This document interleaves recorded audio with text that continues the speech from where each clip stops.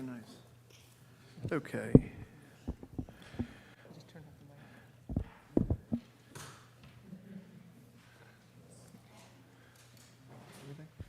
No? It's Okay. streaming is questionable. Okay. Work in progress. Next on the agenda is with us this evening is CME to give us an update on the water department. And thank you all for being patient as well. Live stream working?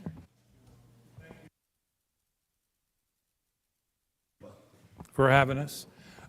First of all, a little bit of historical perspective.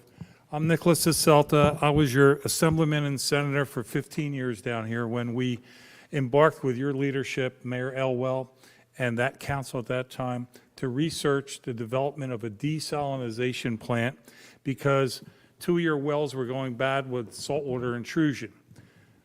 What the culmination of that was the plant on Canning House Road, Lane, membranes, and a new technology that was one of its kind in the United States at the time.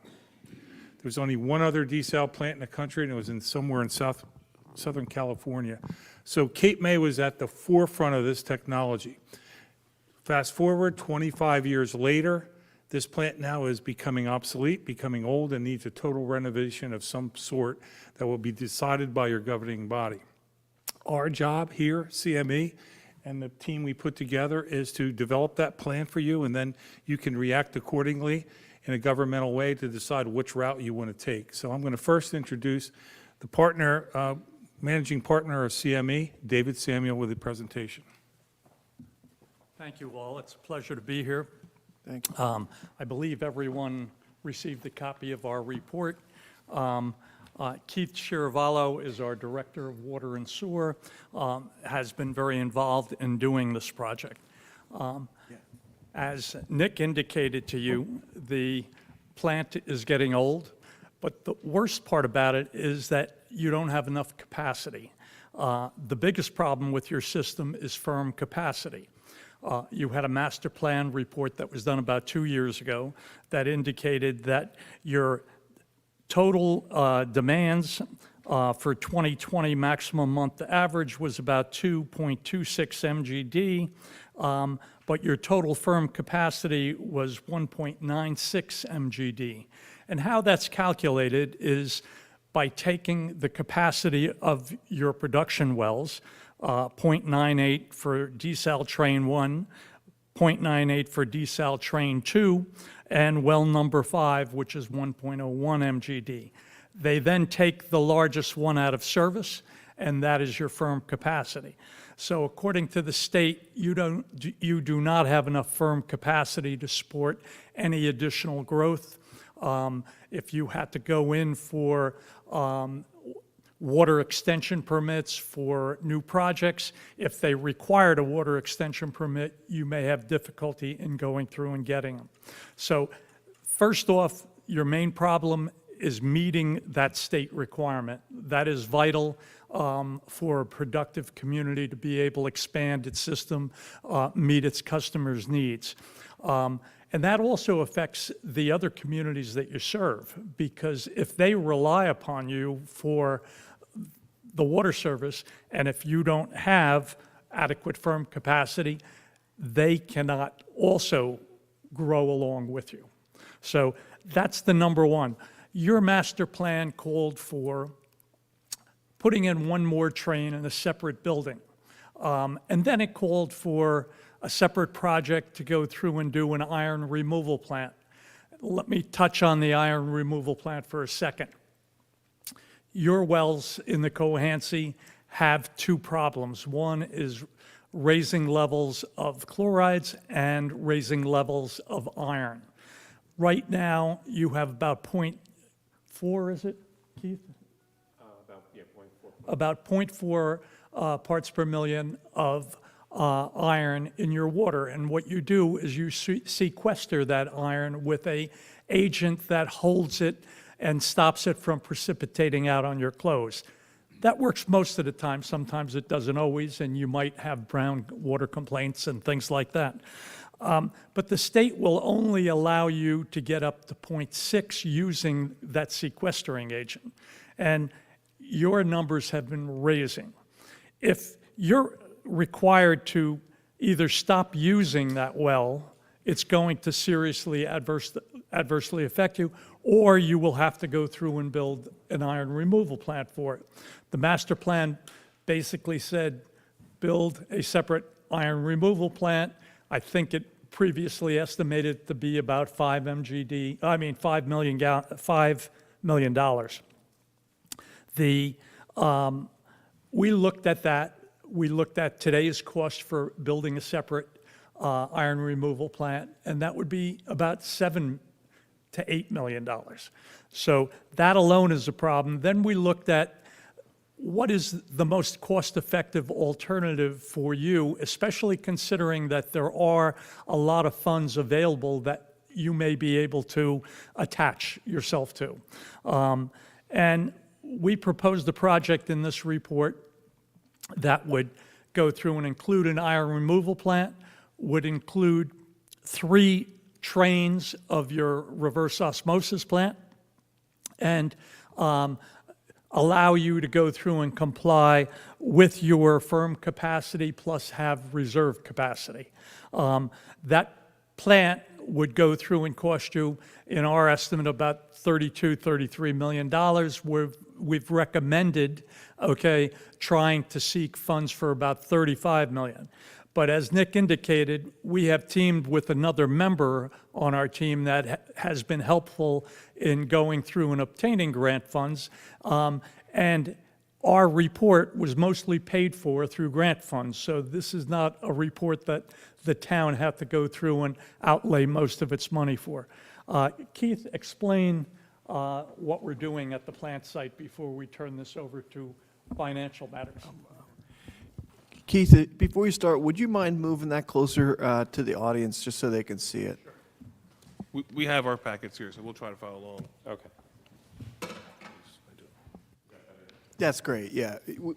Does everyone have a packet, the map? I didn't either.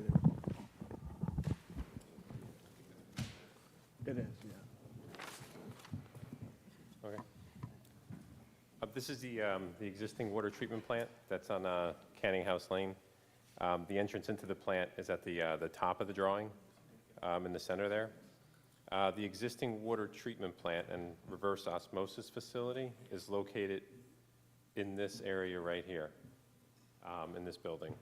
Right now, there's 2 trains of reverse osmosis equipment located in there, but this building was an existing building, and the equipment was made to fit into that building, so it's a very confined and tight environment. Our proposal is to construct a new facility in the adjacent parking lot that would house the reverse osmosis equipment, which would be 3 trains to increase your firm capacity, and also to include iron removal equipment. The iron removal equipment would be used for your Cohansey wells, so those wells would be directed to that equipment, and the Atlantic City Sands wells would be directed to the reverse osmosis equipment. So this would be located in one facility. Once this is constructed in the parking area, the old facility could be removed, and then parking can be put in that area to make up for the area that was used for the new building. The reverse osmosis equipment is needed because of the chlorides that are in the water. So that equipment actually removes the salt, basically, from the water, and makes it drinkable to meet all the Department of Environmental Protection requirements. So that is, in general, the plan. There's some other ancillary equipment, lime silo, and then a backwash tank for some of the liquid that would be, the water that would be discharged after cleaning some of the filters. But that's, in general, the plan that's included in our report. And naturally, this is the recommended plan. It addresses all your needs. If it turns out that we are not successful in being able to obtain enough of funding, if we had to, we can scope down this project, but then you run the problem of not necessarily meeting what all your needs are. If there's a question, I'll be happy to answer it, but Triad was going to come on next. I have a to talk about couple money. questions. Sure. Currently, with the discard of the sediments, we just discard them out into the marshlands? You do two things. Some is sent down the sewer, okay, when you go through and do special washes, and other brine material is discharged to the marsh. That's correct. And my second question is, did you look at upgrading the membranes to a more efficient, since they're so old, I know there's newer ones out there, they're more efficient in removing the salt and That's using correct. less energy? We are looking at the latest technology, and what we're going to be recommending once we get to the next phase, if you direct us to, is to go through and oversize those membranes to give you some reserve capacity. Okay, that's not going to mean you can flip a switch and automatically use them. It may mean that if it turns out that you really have a higher demand in the future, you can go through and modify your pumping equipment to go through by increasing an impeller size or something else to increase the amount of flow through the pump. If you get that flow through the pump, we should be able to get it through the membrane, and we think that we should be able to give you at least another 500,000 gallons of capacity for your plant without really any increase in dollars. I don't think you understood my question. My question was to the older facility. Instead of tearing it down, have we looked at putting in newer membranes in there, which they have done like in Florida to the older facilities to upgrade them? Because we're actually taking 2 RO plants, knocking them down, and only having 3. So we're really only increasing it by 1 RO plant for $30 million, which seems like a lot. Whereas if we actually renovate it and still add it on, then we would have both of those options. Well, we did look at that, okay, and the Water Master Plan that was prepared by another consultant several years ago recommended that you build one now, okay, and that in a few years you go through and completely renovate the other 2, okay, and you can go through and do that. We think that would wind up being a mistake for you for the following reasons. 1, that building is extremely tight. 2, the electrical equipment that you have is immediately adjacent to the equipment, and when the equipment has a break or one of the joints on, they're called Victaulic couplings that are connected, when they blow, they have gone through and sprayed water on your electrical equipment, which has caused you to have to replace your variable speed controllers. And when we would go through and renovate the plant, okay, 2 years later, we would find that none of your existing electrical components would comply with current standards, which would mean you'd have to upgrade it anyway. So in our opinion, it is more efficient, less expensive to go through and do one comprehensive new plant for the project. If, however, that is not what the city wants to do, it can be done the other way. It's going to be longer and in the end more expensive. I'm glad you brought that up. That was brought to my attention by the water department superintendent. And I think, even more importantly, I think it's a safety issue, having people stand between where they're getting splashed and electrocuted, I have a question for you, if you may. Sure. You said that our iron levels are increasing. Is that something that you said you're going to have this part of the facility that cleans that iron water. Mm-hmm. Is that something that's going to continue to increase in the future? It's a slow increase, and it's a situation where right now you're dealing with it by adding a polyphosphate to hold it in suspension, okay? Because if you didn't add that and it went through the aerator on your sink, the iron would precipitate out. Once you add oxygen to it, you precipitate it.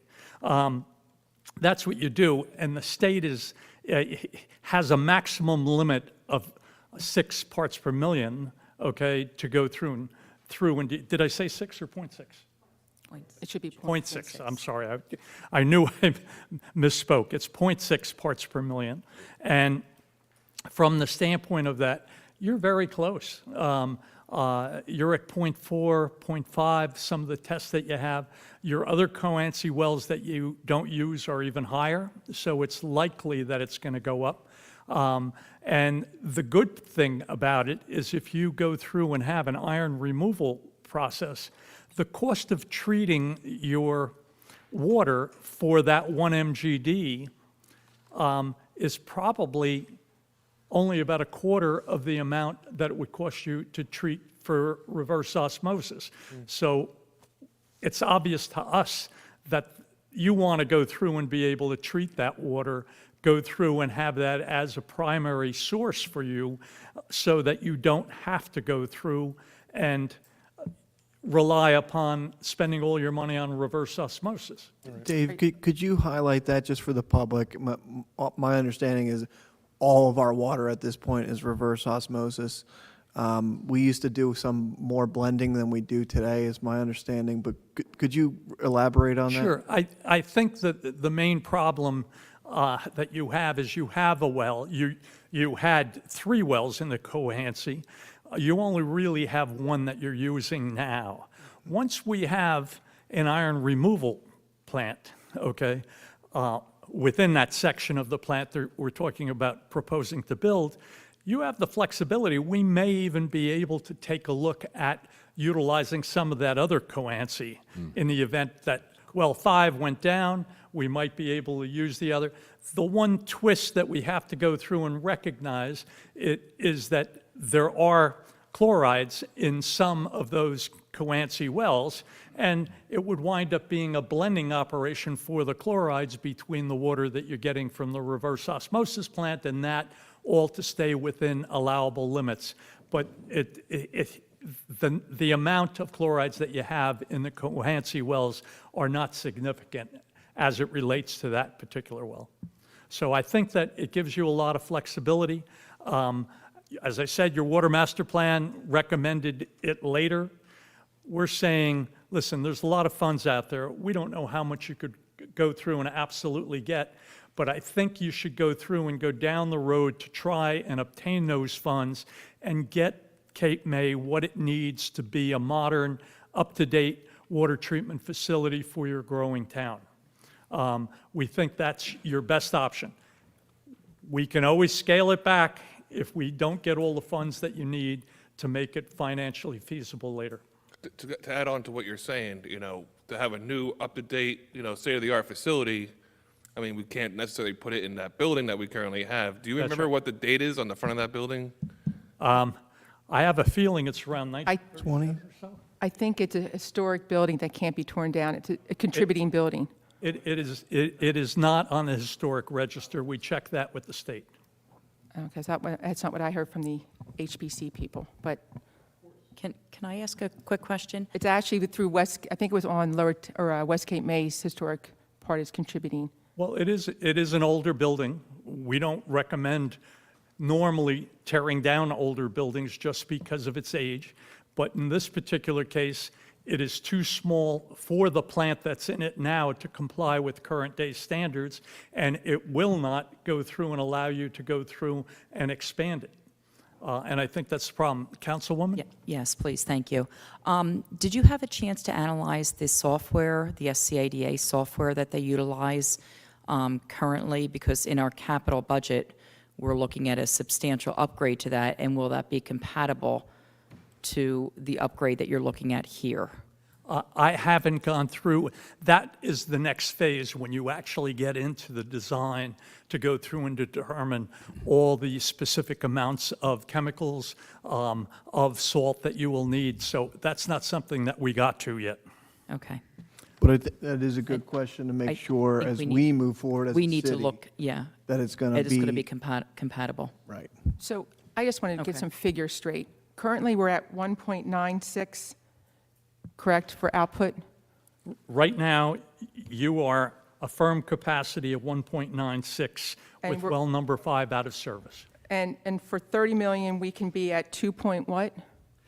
2.5? 2.6. What we're saying is that the total, after we go through and have desal train 1, 2, and 3 at 0.98 and well 5 at 101, would be 2.94 with one of the desals out of service.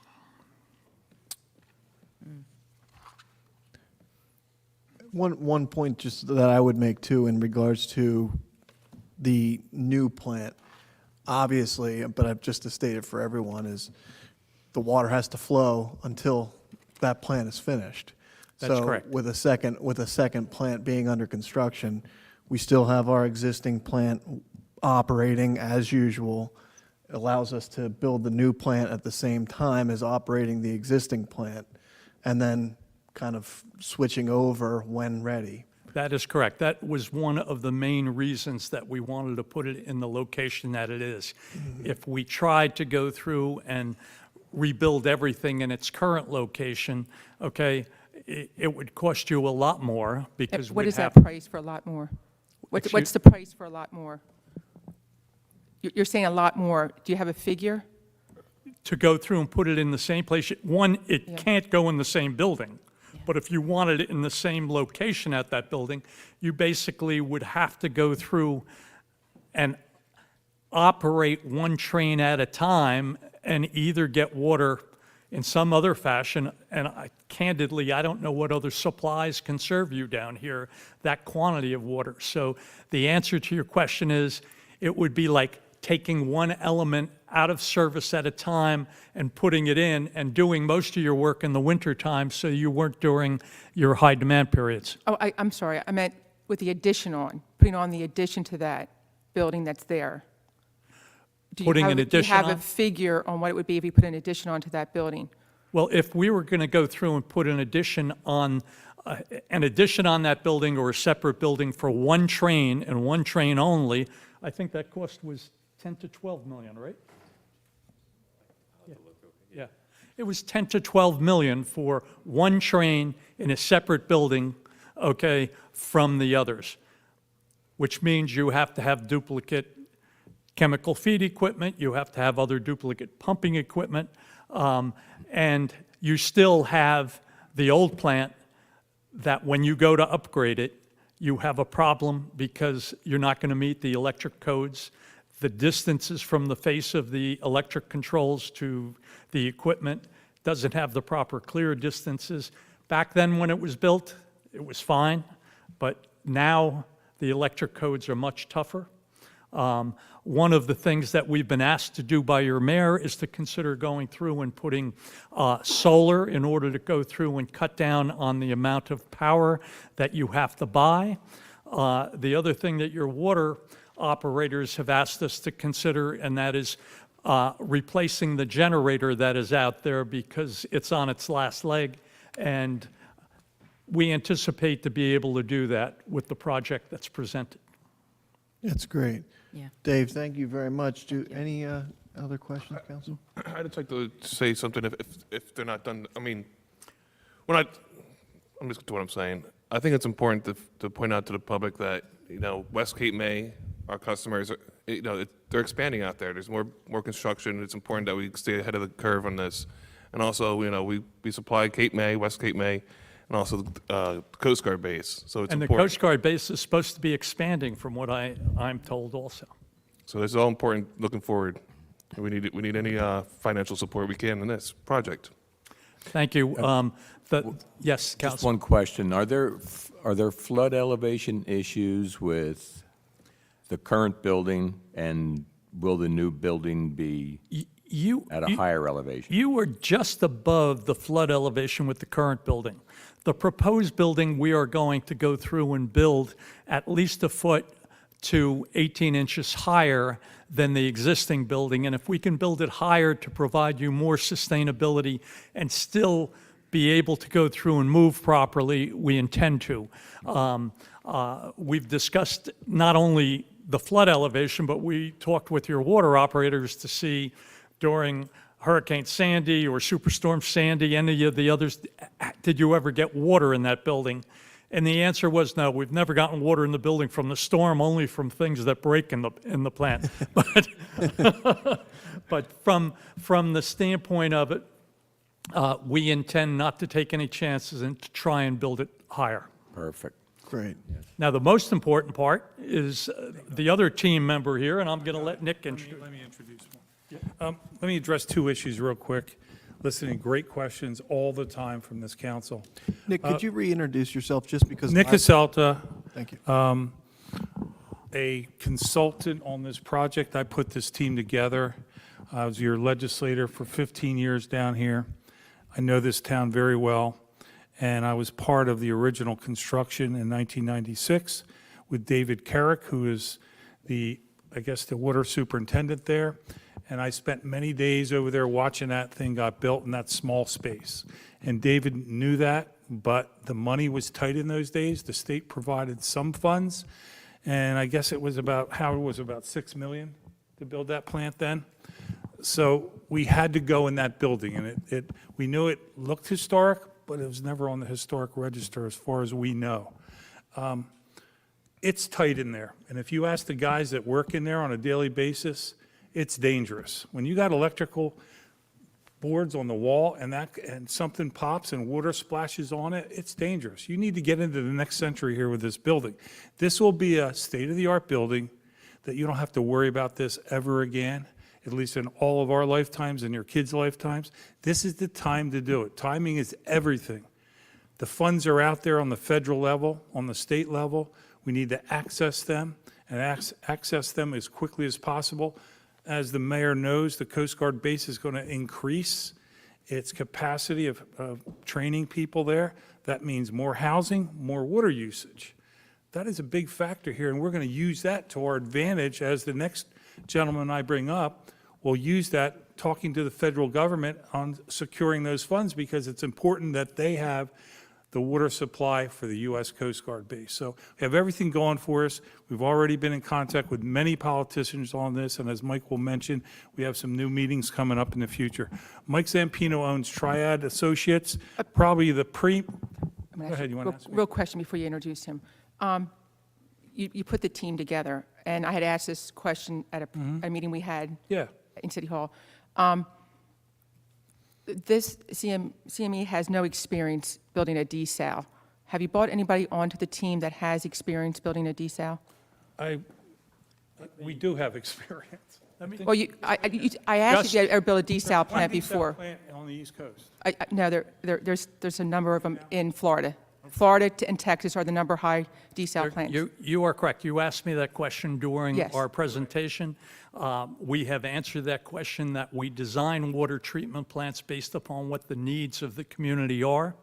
We have been involved in membrane plants in a number of them, and those membrane plants really are not much different from the standpoint of a reverse osmosis. The difference is a reverse osmosis. You have to go through and put larger pumps on to build up higher pressure to put it through the tighter membranes. A reverse osmosis plant is a membrane plant, and the membranes are just of a tighter nature because it has to take out more of the fines, more of the salt. So the answer is, we have designed membrane plants, and a reverse osmosis is a membrane plant. Okay, but I guess my question was, had you brought anybody onto the team that has designed a desal plant? But the answer is no, I guess. That's what they do. No, they don't do desal plants. But anyway, for the record, it's 96 years old, the building. It was built in 1926. So do you think engineering companies specialize in desal plants? Yes, there are some in the Oh, country. that's all they do? Down in Florida, yes, there's a lot. Well, we're not going to, do you want to hire somebody from Florida? I just was looking for an expert on desal plants, that's all, and I was, Well, I asking think this that. company, statewide, probably recognized as the #1 engineering company in the state. He already explained all the projects he's worked on that have similar applications.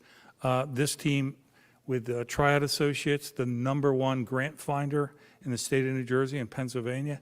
This is a team that can do this job easily. And I think myself being involved since 1995 in that plant, when it first got, I think I know what I'm doing. I was a former president of Aqua, New Jersey, the second largest water company in the country. I know who's good engineers, what good engineering companies look like, and they look like a really good engineer to do this project. So my last, I guess, I wanted to emphasize the Coast Guard base. They're going to require more water, more help out there. So I'm going to bring up Mike Zampino, the head of Triad Associates. That will help us find the money. That's always the biggest challenge for everyone. Excuse me, I have to adjust to this. Again, Mike Zampino, I'm CEO of Triad Associates, and just by way of a very brief background, community and economic development consulting, and that is a broad spectrum affecting every aspect of community life, whether it's infrastructure, roads, recreation facilities, fire, emergency services, anything affecting a community directly or indirectly, we have funded. This is our 43rd year in business, and we are approaching $1.3 billion in grant funding for our clients, or financing, principally grant funding. And we have worked with every federal agency, or virtually every federal agency, and state agency here in New Jersey. We are very heavily focused in Pennsylvania, New Jersey, but we have represented clients along the East Coast. We're working on projects in California,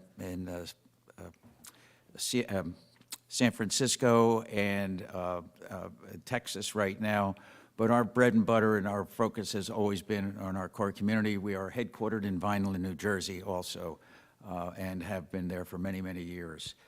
I think, obviously, we have challenges in figuring out what is the right project, and I think the grant that we secured, it was a U.S. Department of Commerce, U.S. Department of Agriculture, Rural Development, preliminary planning grant. And that grant enabled the city to be able to access funding to conduct this analysis, this detailed work that Dave Samuel and his associate Keith have described to you.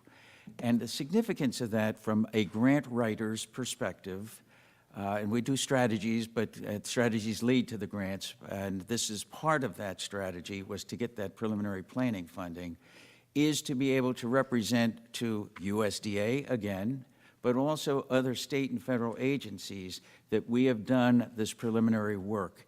And the parlance today in Washington is, and we've heard this in the past, and I've been doing this for over 50 years, but my own company, 43, is shovel ready. Now, we're not quite there with shovel ready, but the current parlance is shovel worthy.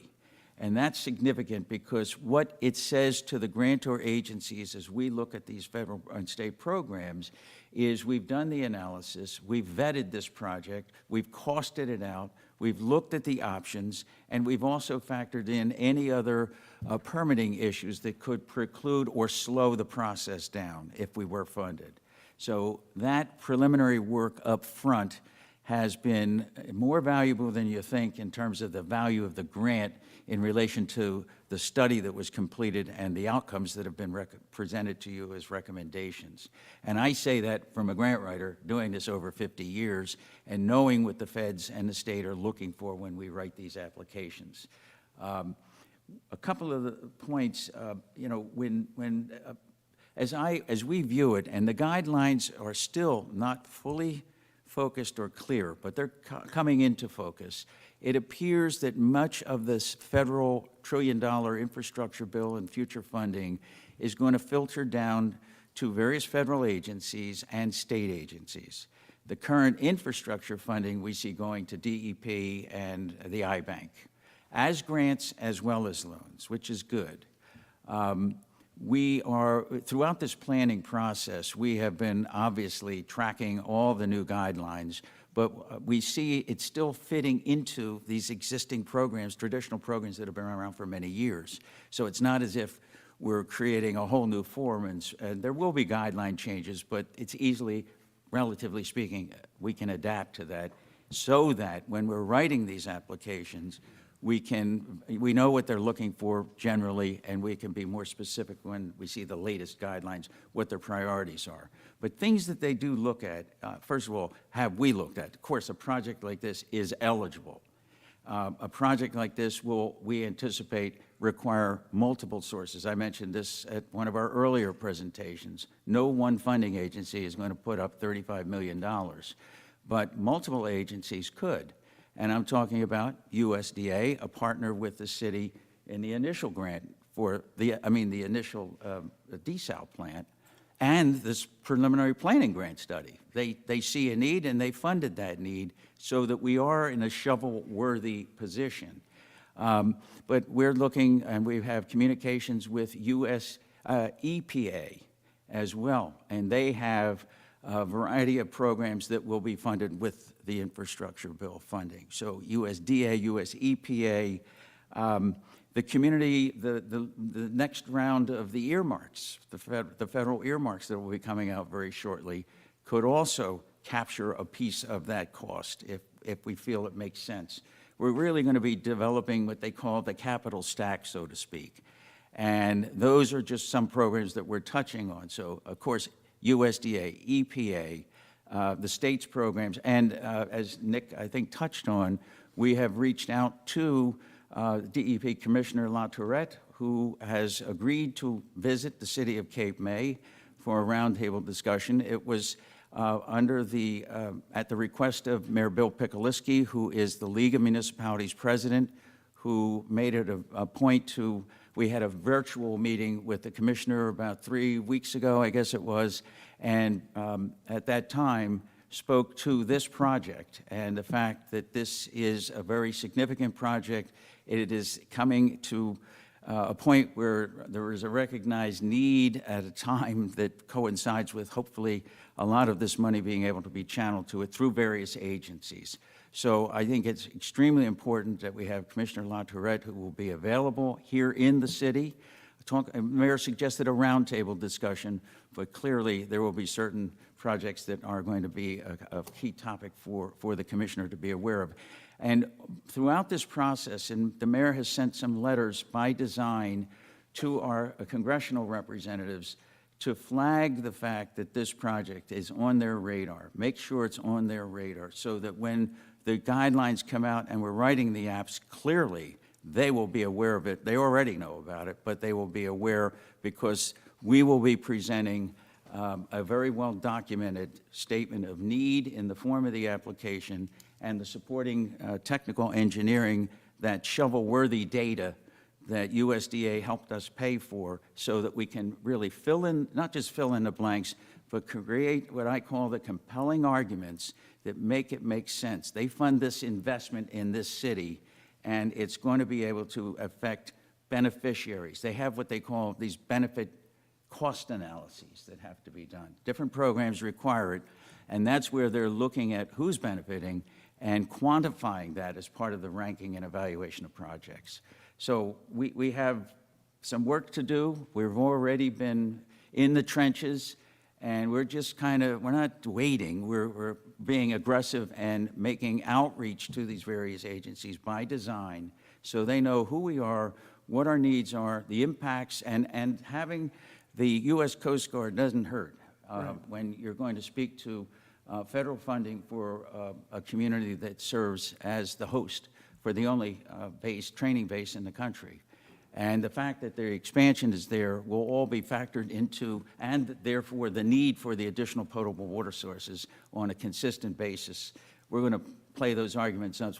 I always say we're the engineer's best friend, but we need them as much as they need us when we're writing these grant applications. So a lot of work to go. We need your concurrence as part of this shovel-worthy vetting so that we can really be even more deliberate than we have been to date in messaging. And what I like to do, we profile the projects. We already have, but more in detail so that they've got a one-pager, they know exactly what it is, and frankly, it's on their radar as we gather more detail on what the regs are going to call for the apps. So. That's great, Mike. Thank you very, very much. And I don't think you mentioned this, but I know you've done actually quite a few projects in Cape May already. Yes, so, we have. Yes, over the years. Could you list them real quick? Some of the grants that you've gotten for the city already. Going back 40 years ago, we got a major sewer trunk line to serve the Victorian Towers. We also got the funding and I was privileged to work with Emma Elwell going back then, to move the library out of the basement of City Hall and over to Ocean Avenue. Right. Was a former Bell servicing station, Belltel servicing station. We have written numerous grants. There was a neighborhood preservation program, housing rehab program, street sidewalk and curb projects, and our most recent is the new Cape May library at the Franklin Street School. That was a $4.2 million grant to the county / city for that significant project. And we're also looking at some funding for right now through the electric vehicle and electric vehicle charging station resources. In fact, we're working with Lou on that, and Mike on that project. Well, thank There's just a few that we've touched. Oh, and the Lafayette Street Park, that was initially our application. You're starting to forget about a couple $1 million that Yeah, you've gotten yeah. us in Oh, grants. I have to tally it up, but probably about 10 or 15 million or more in those. Right. Thank you.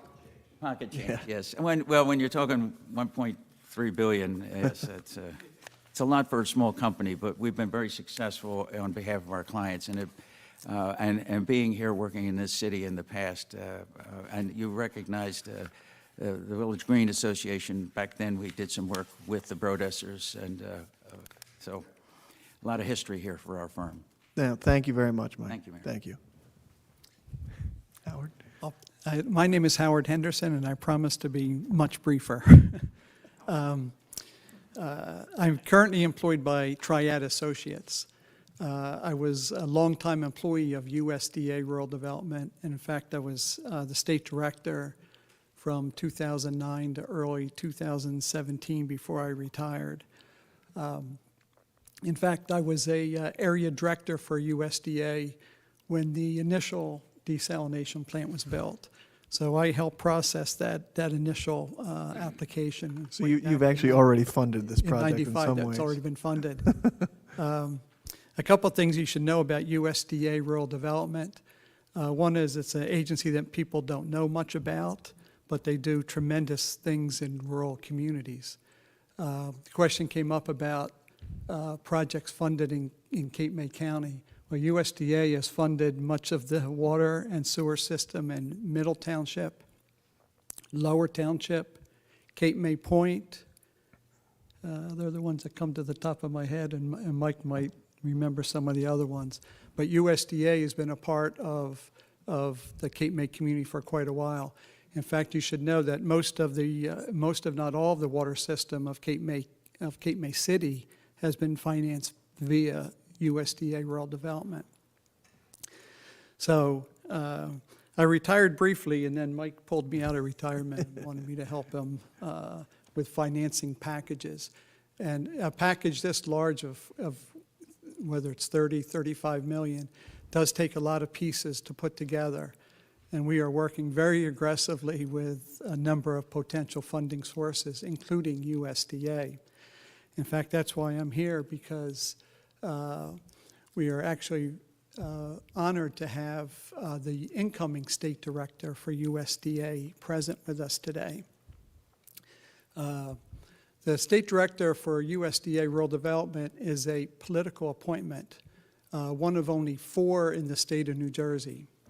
So it's a very high honor to be appointed as a state director.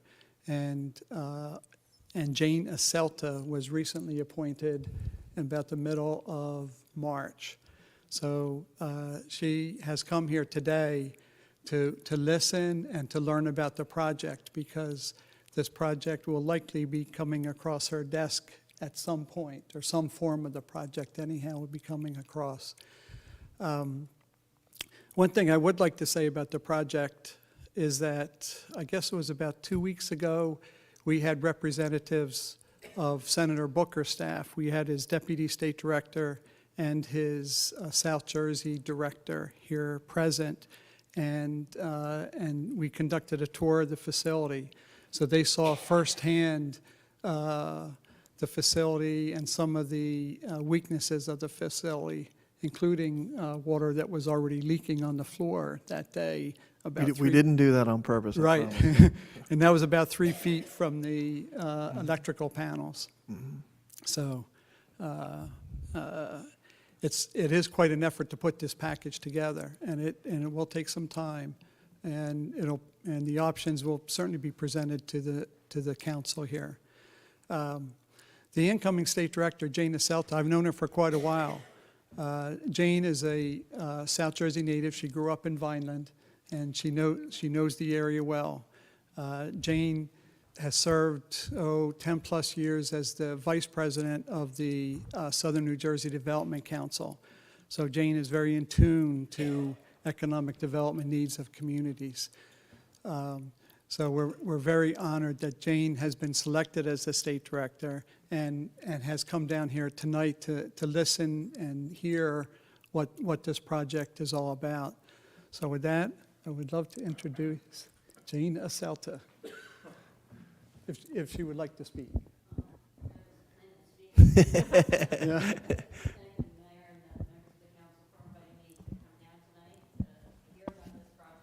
Excuse me. It's to hear about the project, its scope, its need, and importantly, who it's going to serve today and in the future. As Howard mentioned, rural development is an ally, it's a partner, it's an investor in rural communities like Cape May, and really pleased to be here tonight to hear about this project and its need. So thank you very much for inviting me. We appreciate it very much, you, State Director, to be here, and we welcome you to the city. So thank you very, very much for being here. Yeah, so we're very honored that Jane could make it. So with that, I'm not sure if anybody else has any other questions. No, Howard, all good?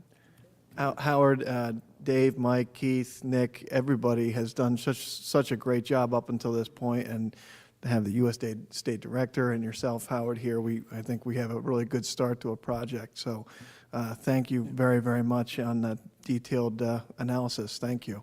One other quick point I should say about Jane, if I could. The history of the USDA Rural Development previously was known as Farmers Home Administration. It was really founded in the late 1940s.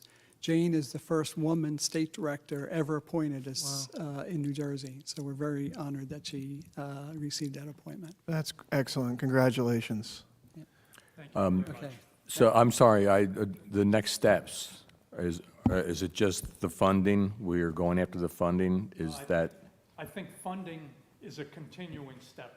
Your mayor, your administrator, your deputy mayor have all been working on that with Triad, with ourselves. Okay. We're trying to make inroads.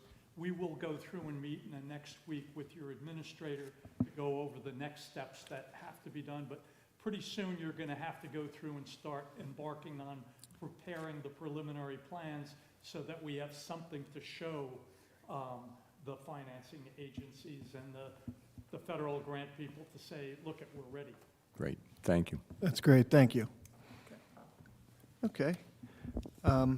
We have one more very patient discussion, presentation on the Promenade arches. And John, I'm going to let Councilwoman Baldwin take over. But before you say anything, John, the fact that you have done this gratis, and if you don't know, John is a HPC member and a resident of the city of Cape May, and we thank you very much.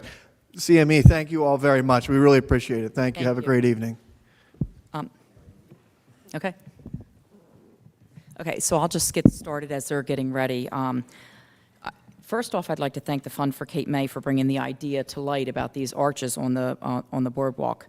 When we started initially discussing it, or they started discussing it, knowing that we were going to resurface the portion between Primal and Mermaids, we realized that we needed to do a lot of research immediately to look at what do we need to do? Do we need, foundations? Is it feasible? So we had our engineer Vince Orlando go out with John and realized that it is a viable project. It's something that could be done. So then I initially spoke to John, and he said he would be more than thrilled to work on this project, and even better, he would do it at no cost to the taxpayers. So I thank you very much, John, for that. And he put a lot of work into this project, and you'll see with his presentation, he has a lot of experience as far as looking at things holistically. And I'm really, I was impressed with everything. And the next best thing is the Fund for Cape May is looking at funding this entire project. So again, no cost to the taxpayers. It's something that we should look at and take a look at the historical significance of it. And John, go ahead. Thank you. Certainly my pleasure. Thanks for inviting me here tonight. So when Lorraine approached me about working on this project, first thing I did was go spend some time focusing on the existing conditions, which was supported by the drawings and survey work that had been done in preparation for the repaving between Convention Hall and Primal, roughly between Gurney and Decatur. Very next thing I did was do as much historical research as I could find or that was available, spend some time with the Historical Society. I'd just like to show you some images of what was here after these promenade arches were constructed right around the turn of the 20th century. So most of these images are from somewhere between, this one is specifically 1910, so this is standing essentially where Primal is right now, looking east of the 1100 block, I'm sorry, the 400 block of Beach Avenue. So you can see the old Lafayette Hotel right there on the left at the corner of Decatur. So this is, of course, moving further east along the promenade out of the commercial area and up near where it's mostly residential. So these extended significantly east. In fact, we estimate that there were somewhere between 40 and 45 of these arches at the time when these were originally constructed. This was an incredibly important photograph to find because look where that guy is standing. He is smack on the edge line connecting the two piers, which means we could use him as a ruler, and assuming that he was about 5 feet 8 inches tall, we were able to very clearly analyze what the dimensions of this particular arch was, roughly about 16 feet high and about 15 or 16 feet wide. However, the arches, as the promenade dimensions or width varied along its entire length, some of them were much wider. This one was closer to 22 feet wide, and you can see the old Admiral Hotel off in the distance there. You can see, and this is an incredibly important photo because it starts to show us the rough frequency or the relative frequency of how these arches were in terms of the distance that they were apart. Essentially what's being created here, what was created and existed, we think until 1944, that we believe that's when the hurricane knocked them all down. We have a photograph of them. That they were intended to create essentially a virtual space within the parameter or the inside parameter of the arch. And looking at these and analyzing it, appears as if they were at about an average of 150 feet apart. Also notice in this photograph that precisely halfway between each of these arches were these also traditional and historical light fixtures that were those vertical posts with a globe on top. This is back up further, roughly at around Queen Street, but looking back west.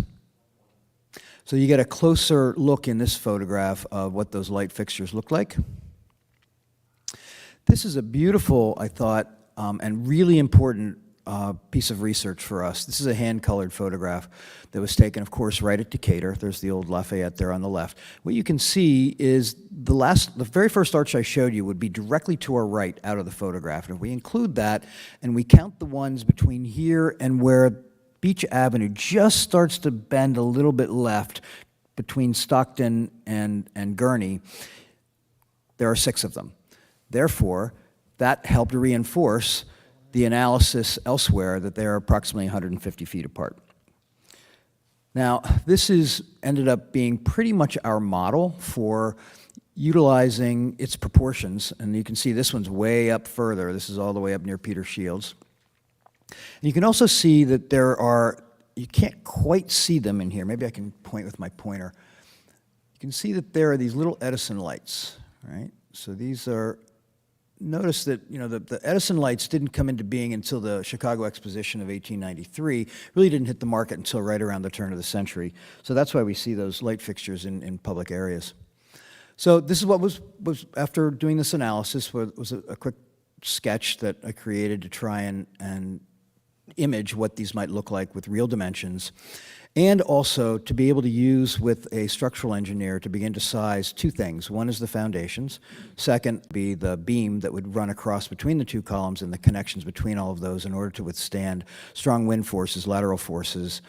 And what we determined, or what the engineer determined, was that the foundations would need to be roughly, 3-foot diameter sonotubes that went down 6 feet deep. Significant amount of reinforcement in them, 16-inch by 1-inch anchor bolts to ground those columns. However, what we also looked at prior to that were what would the narrower ones look like. This is almost exactly the same proportions as the very first image I showed you. So again, the arches varied in their width from approximately this set of proportions to the prior one that I showed you. So this is the one that is being proposed for, and what's being proposed right now are 6 new arches at 150 feet apart, starting just west of Gurney Street, where the promenade kind of breaks out into, as you're moving east, to the sort of piazza that's in front of Convention Hall. And these would extend then every 150 feet to the west, all the way down to just before you get to the concrete pavement that leads into the entrance to Primal. So what I tried to do here is give you an image from a satellite of the area that we're looking at. So that's precisely the area of pavement, of the new repaving. The repaving is starting right here, just west of this little pavilion, extending all the way down to where the concrete walk enters into Primal right here. So this is, of course, Decatur, Ocean, and Gurney. Now, one of the things that I thought was pretty important about this is Ocean ends up being kind of the primary link for arriving in town to the promenade. So what we wanted to do is try and put an arch right here at the center line of the right lane as you're entering from town to the promenade. But notice that because this street is angled, it does kind of what the Greeks did with the Parthenon in terms of you're not seeing on its edge and you're not seeing it straight on, you're seeing it at an angle, which gives you a much more pleasant sort of aesthetic approach to it spatially. But so what's happening here is you can see that these are the 6 arches, 1, 2, 3, 4, 5, 6, and halfway between each of them is a light fixture. So let me blow this up for you. This would be the east end of it. So what we're looking at right here is of course, Gurney Street. There's that little pavilion we just saw in the photograph. So this is at a larger scale. These arches are now 25 feet wide. So what's happening is the existing paving prior to the new work being done to repave and widen the promenade there is 17 feet wide, which is from this curb to this line right here. The width of the promenade is being expanded by 8 to 10 feet, but it varies a little bit because of the existing conditions of things like rocks and boulders that are in the way. So essentially, the best way to think about it is that the dominant portion of the promenade's new width between Convention Hall and Primal is 27 feet. So what you can see now, if I go back to that elevation, is if we hold a foot of distance between the inside of the curb, this is Beach Avenue right here, and these bases are roughly 2 feet wide, means the center line of the column ends up being 23 feet, which means the entire width of the arch is 25, which leaves a foot of paving on the Beach Avenue side and a foot of paving on the Dune side. And then, of course, taking and extending this west, it's the same exact rhythm, except that that right at this point right here is where, believe it or not, Beach Avenue, you don't notice it when you're there, but it actually shifts about 6 degrees. So all I'm saying here is that it's really unnoticeable in terms of its geometry. And of course, what we're also doing is maintaining the same number of benches that are there, but taking a couple of the benches at each arch and putting them, or proposing to put them on directly next to the edge of the arch, just to prohibit. Basically, they would serve as ballers to prohibit anyone banging into them. And that's pretty much all I wanted to present to you folks tonight. Oh, so what you're seeing here is this is the arch right here, right? And right there, as this note says, are relocated benches. So that folks can actually sit on that side looking out towards the ocean a little bit closer, basically right up against the dunes. So folks have an option to sit, either back here against the curb or out here at that'd be 12 benches. So essentially what's being proposed here are 6 arches and 5 new light fixtures. You simplified it, but I have to say that. Okay, you see them, see this dimension, 75 feet? That's a new light fixture right here. So the light fixtures are also 150 feet on center, but they are located at the midpoint between each of the arches, which is exactly the way it was back in around, that period between what we believe is 1900 and 1944. Well, what's what we'd like to do. So what we were kicking around at first was reusing the traditional, the quote-unquote traditional fixtures, of which there are 4 in front of City Hall, and then there are a couple of dozen of them. I guess that would be west of Windsor, I think. Windsor. Windsor. Yeah, Windsor. And what's interesting is what we did, I asked 3 different designers besides myself to go look at this and say, what do you think the spacing ought to be for these things? Independently, they all came up with the same number, 150 feet. And part of the way to I think, see that, if you go down to where those light fixtures start between Windsor to the Cove, those more traditional iron light fixtures that have the downlight, those are approximately 125 feet on center, and they're not quite far enough apart. That would be a little bit too tight, so that's a way that you can go and kind of judge it. So to answer your question about the light fixtures, yes, we could design and create light fixtures that would be very similar to those. There's a close-up of one. What I'm currently searching for are ones that might be purchasable and modifiable from, let's say, a traditional lighting fixture catalog. I was up in Manhattan a couple weeks ago, and I saw a couple of these, and during that time frame, reinforced concrete started with Frank Lloyd Wright at Unity Temple in 1906.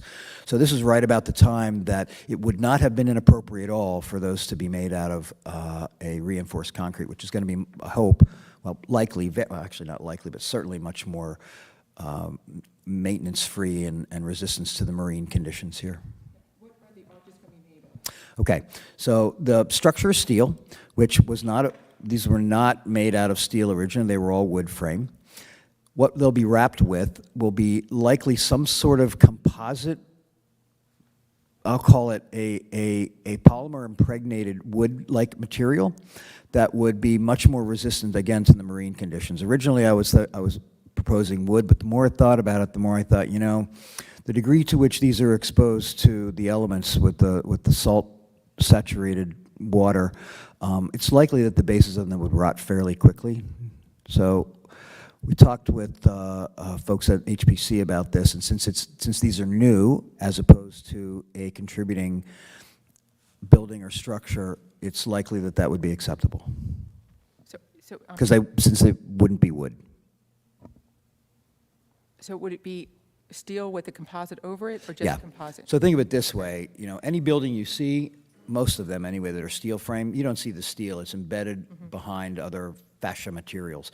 So what I'm in the process of beginning to do right now, because the structural engineer has sized all of the members that we need for it structurally to be supported against those lateral loads, is I just need to detail how to put this thing together. But then it gets a little tricky, because what I'm trying to do, and I had several conversations this week with a couple of fabricators about this, is how do you build these things so that they're shop fabricated and you only need a couple days for each one to build them on site, so that you don't have to worry about closing down the promenade. It's a little tricky, but it's doable.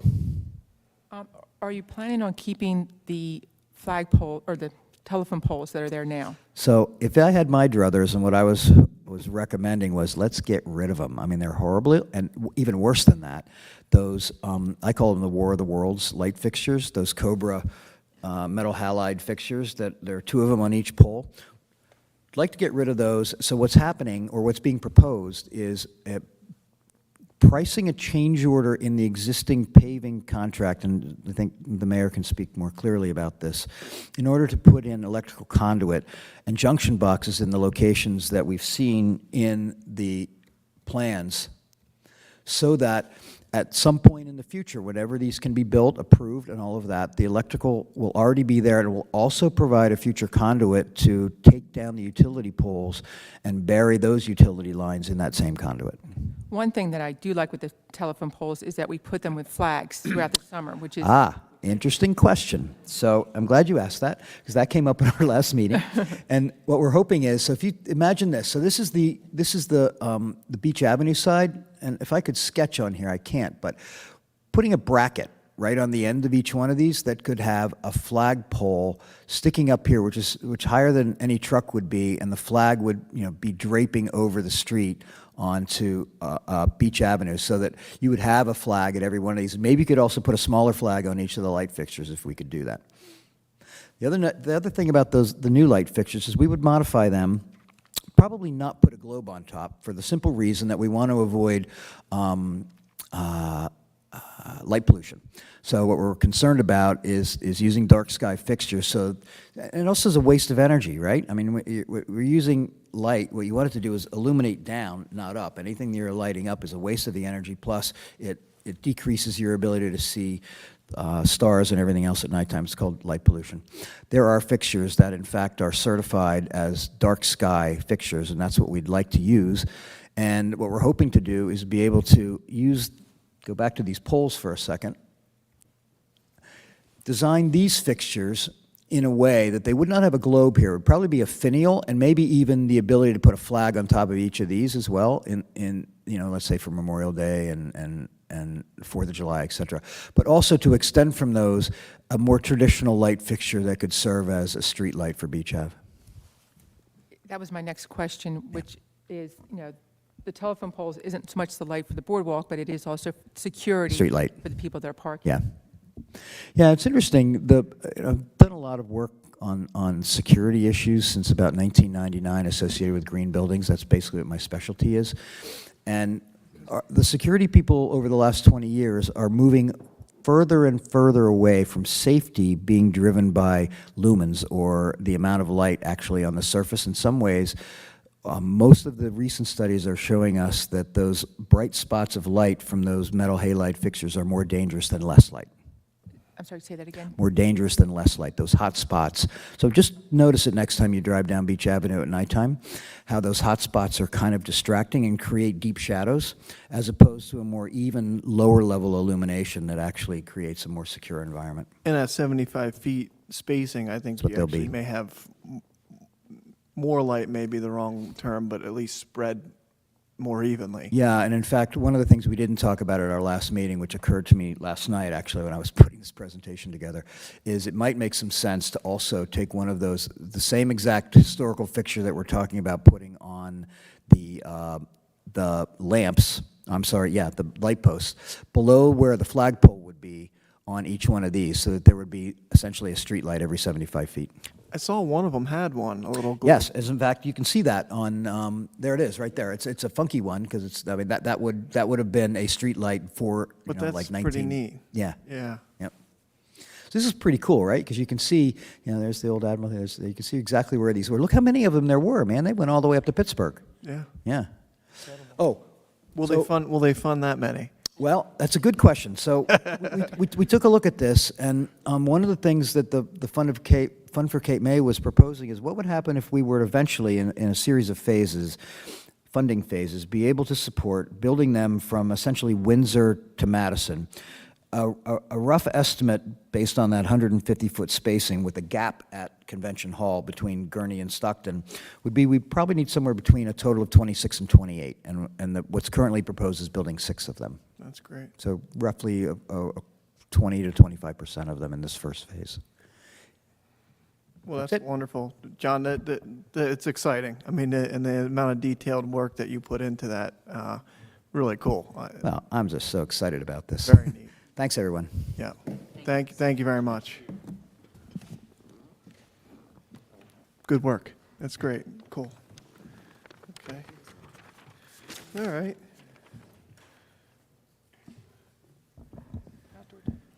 Okay. On to. Are we on live stream? We are? Okay, good. Okay. On to outdoor dining discussion. And I know last time we spoke about this, Councilman Meyer and Councilwoman Baldwin were going to work together on a little thought. Yeah. Oh, okay. You're good, John. I thought we'd be able to keep that tonight. Okay. So, how did your discussions go, Mr. Meyer and Councilwoman Baldwin? Councilman Meyer? Sure. I think this is it's important for us, at least to Councilmember Baldwin and myself, that we try to promote the outdoor dining, the fresco experience, without impeding any traffic or pedestrian traffic. We've got good support in the past. Some people tend to like it. And some of the major concerns is that, some of our visitors may also still be concerned with the COVID virus and would probably prefer to eat outdoors. So this is something that Lorraine and I were discussing over the last week and a half or so. And these are some of the changes that we've made to the outdoor seating plan to try to accommodate those who have the available space to do it.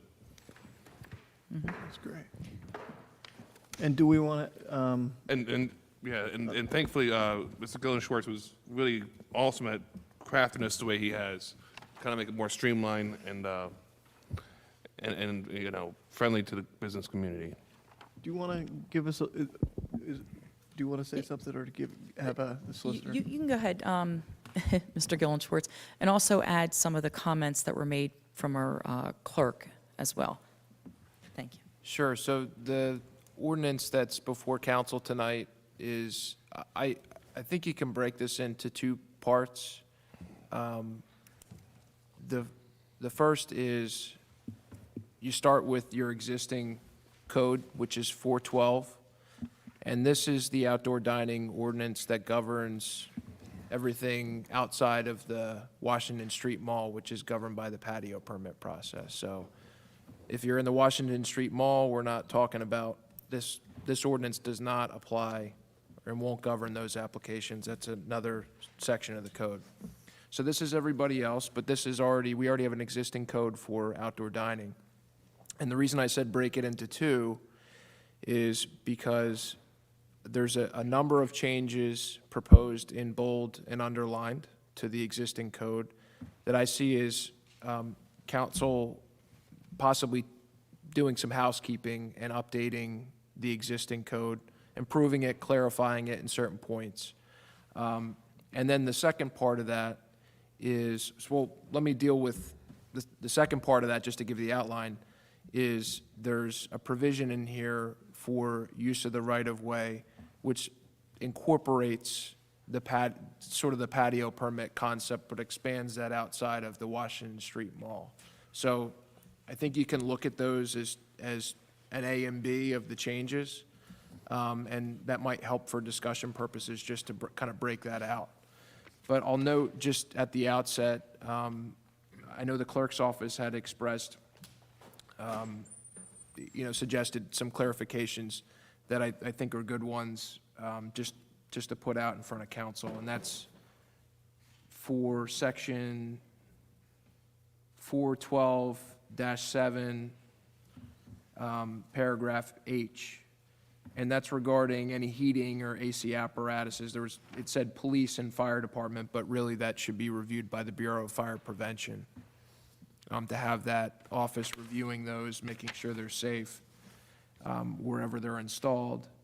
The second, I say housekeeping item is section N on the same page, and that deals with suggested language for umbrellas, making sure that they're located and secured in a safe manner. Seems like an obvious thing to incorporate, but in there it says leaving 4 foot of space. The general rule of thumb is 5. So just to make that consistent with everything else, we can change that to 5. I see that as just, makes good sense to make that change. Obviously, it's up to council, but those were the 2 suggestions there. And then the rest of these changes, like I said, I see as preserving and clarifying what you have in the code book already. The outdoor seating ordinance was designed for food service, beverage service in connection with the restaurant. It wasn't designed or used to install outdoor bars or that kind of thing. So I don't see that as changing the spirit of it. I think you're just kind of clarifying to avoid any confusion in the future on that.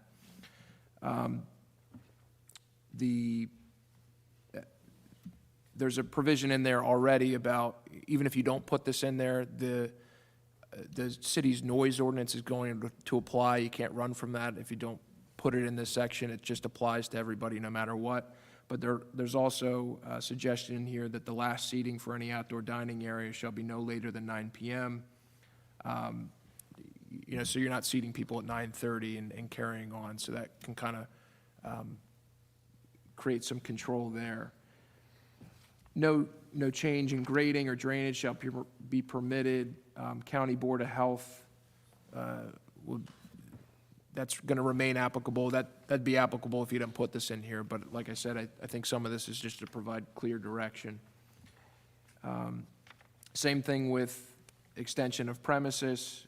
If there's, if it's an ABC licensed premise, you're going to make sure that wherever you're serving alcohol is part of the licensed premise. Again, I think that's giving direction rather than really changing anything.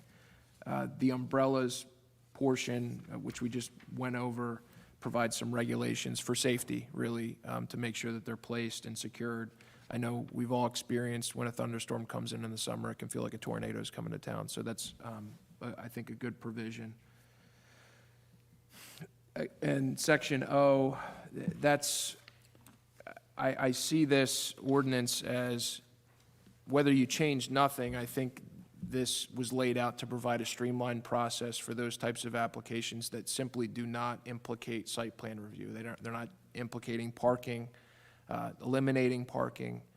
And that was, I think, the goal and the spirit of the existing ordinance. And I think you're just kind of highlighting that in this to say that, you know, those types of applications where you're moving seating around, not necessarily exacerbating a parking problem or anything like that. And those types of considerations are expressly made a part of the site plan process, which, by the way, nobody is prohibited from pursuing. This is just, do you fit into a situation where you might be able to take advantage of a streamlined process because you're not implicating site plan review. But if you want to implicate site plan review and make, you know, come up with some sort of plan, an applicant always has that option, and we have boards for that. And then the last portion, which is kind of the second part of the outline of this, is this consideration for use of the right-of-way. You would have an indemnification hold harmless agreement, and then use of the right-of-way would be conditioned on paying a prescribed fee based on a square footage, which mirrors our patio permit process. Now, that part of it, I think, is probably one of the major changes to this, and that may be a major discussion item for council, but I think you can, my point about this is whether you take all of it or some of it, there's some pieces in here that, you know, you can, you know, take or leave depending on your discussion.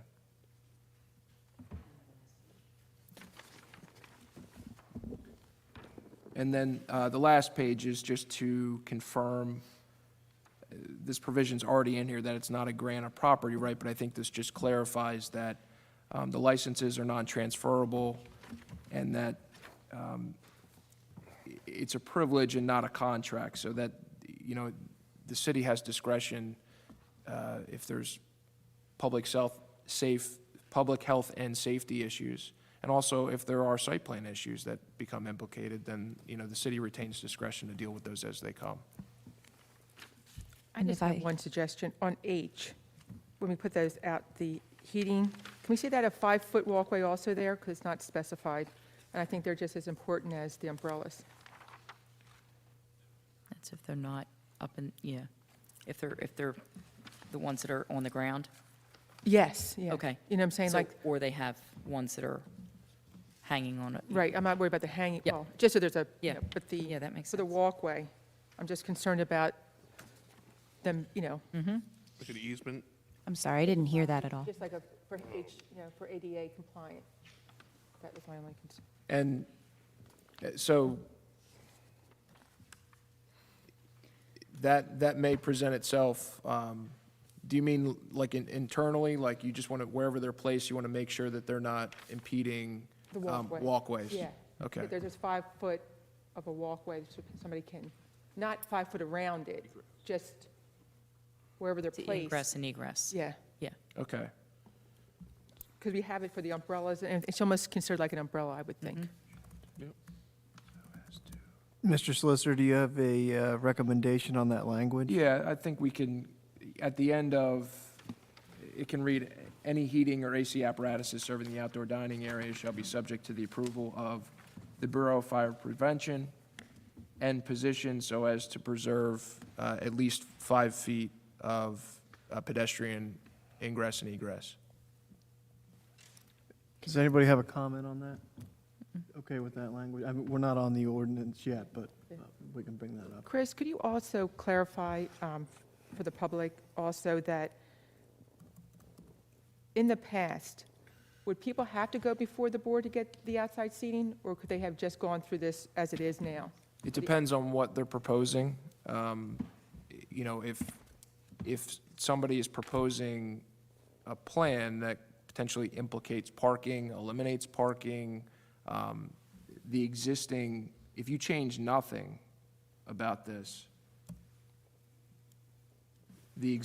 Section K indicates outdoor seating as permitted under this chapter shall not increase the required parking spaces for any retail food establishment. I didn't draft that. That was already in the code. Right. So my point in saying that is that I read that as, is this implicating site plan review? Are you impacting or exacerbating drainage, circulation, eliminating parking, increasing the parking burden, something like that? The zoning officer would then have the discretion to say, okay, time out, maybe this is something that I can't approve on a summary basis and it should be reviewed. Not a no, but it can't be decided at that zoning officer level. So I guess, does that answer your question? I'm going to give 2 examples, and you can probably clarify it further. The planning board unanimously opposed the Jetty Motel having a restaurant without having parking. I want to make sure that we're not getting ourselves in a pickle here by allowing outdoor dining by increasing the number of seats without having parking, or allowing, or making sure there is proper parking for those cars. Yeah, I think, well, I don't want to comment on that specific application. There's some other issues associated with that, and obviously it's in litigation. But I will say this about, there is a difference between a brand-new application, brand-new project, even though it's obviously an existing property, but you're converting it to some other use, versus somebody that has an existing operation, and they may be mercantile licensed over the years for a certain number of seats, and they may turn around and say, you know what, I'd like to take 50 of these and put them somewhere else on site, forget the right-of-way. I got a yard, I want to put some tables out there. I don't know why the city would then look at that and say, okay, well, you're kind of having, it's a one-for-one exchange, Right. and you're shifting it around. That's different Okay. than somebody I- buying a property, not having an operation, and then not having a prior, operation or to rely on, or prior site plan, whatever the case may be, and saying, I'd like to now file for outdoor seating. It's like, okay, what seating do you have? What parking do you have? So this ordinance does not allow for any of the restaurants to increase their seating, just redistribute them. I don't read it to say that you can just increase it. I think what it does is it gives the city and specifically the zoning officer, because part of this is, and again, this is not changing, this part of it that I'm about to say, is that initially, there's an escrow for the city engineer, for the planning engineer to give a report to the zoning officer and give him an idea of what he's looking at. And that should guide whether you are implicating site plan, or is it something that can be approved on a summary basis?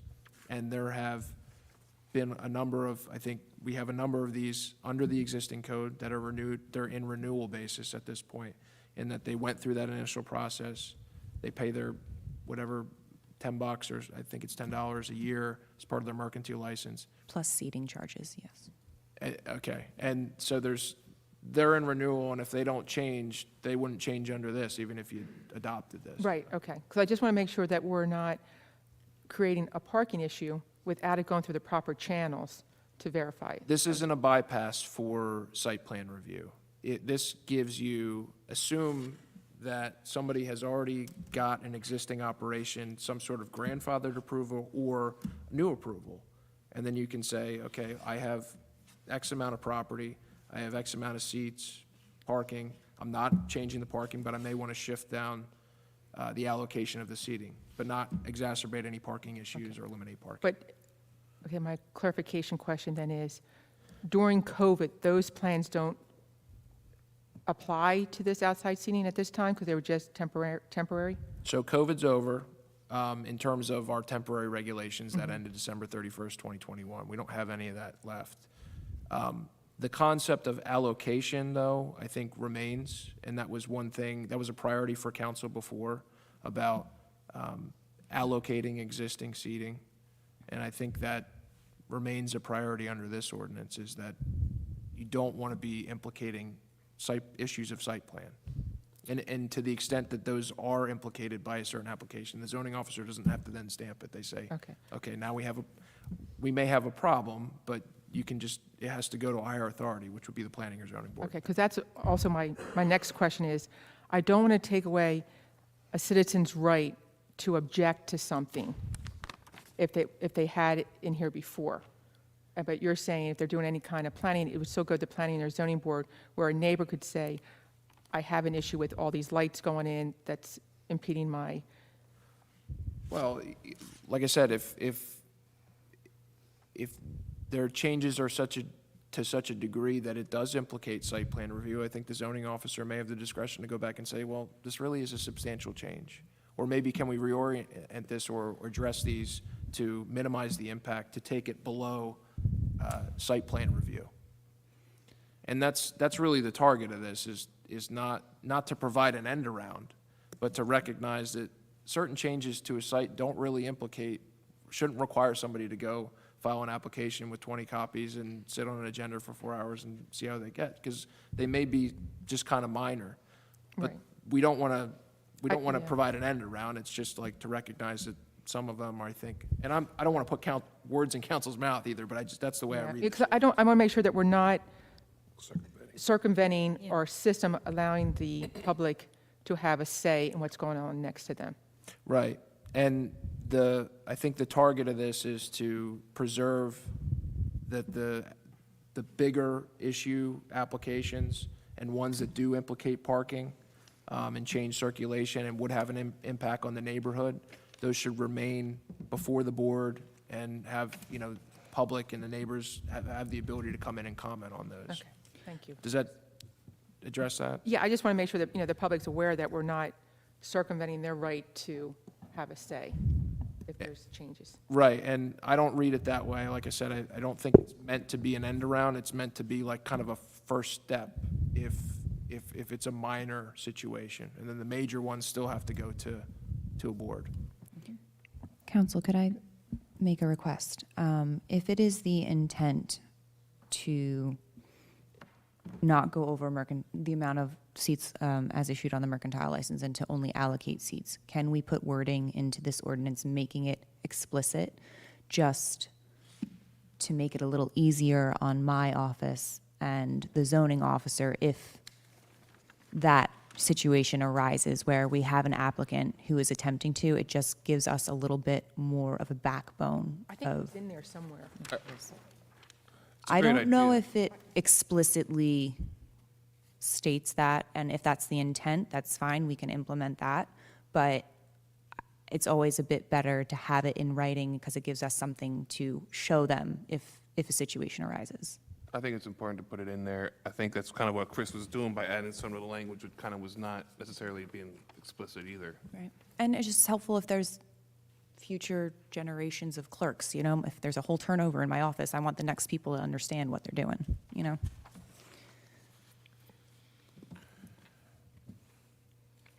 How about you put it in K, Chris? It could That be, sounds- I just thought K was, It's parking and Has and inclusive seating goes parking, together. and, we can use similar language that council has used before, which is that the purpose of this ordinance would be to allocate existing seating and not add new seating that would impact parking. And the reason, that's why I'm saying in K, because it kind of, if you're not increasing the required parking spaces, then you're not increasing the Seating. number of seats. Right, they go hand in hand. It's kind of like implied there, it's just not stated. I totally agree with you. You get more seats, you get more parking, yeah. Right. You lose parking, you get less seats. Do you have recommended language, Mr. Solicitor? Yes. He's typing.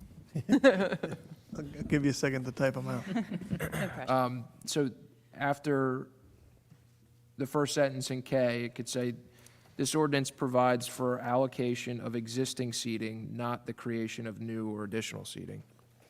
That's pretty clear to me. Can you just say it one more time? I can't read as fast. This ordinance provides for allocation of existing seating, not creation of new or additional seating.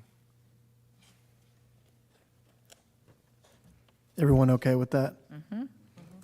Okay. Any other questions or comments on this Thank you. issue? Thank you, Clerk. Absolutely. Any other questions, comments? I just want to say, nice work. I do have a question. Go or ahead. Actually, a comment.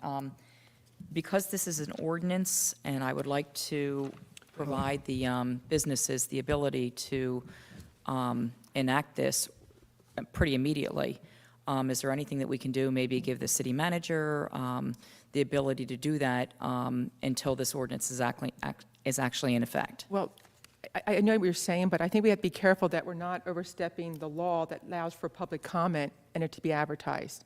Because I know the businesses might want it, but we have to allow the public to also comment on this and maybe make changes if there's something they need. Okay, then if we introduce it tonight, then at our next meeting, am I correct that the public would have Yes. 1 month, 1 month? The public hearing would be scheduled it's on the back page. Back page. So for there's a 30 May days. 3rd. Second reading public and hearing. adoption would be May. May 3rd? The effective date proposed would be May 31st. So then if we could put language in here that it could be, or maybe at the May 3rd, I don't know. Well, How we, Well, can I make a suggestion? Sure. May 3rd does give them some time. I know you're looking for, obviously, for, businesses would be looking for more time on this, I'm sure. I'll just suggest as the efficient here, I guess, is to say, I think people should vote how they think they'll end up voting. There's no guarantee of that, of course, but I think it gives people an indication, of course, of the direction that we're heading with this.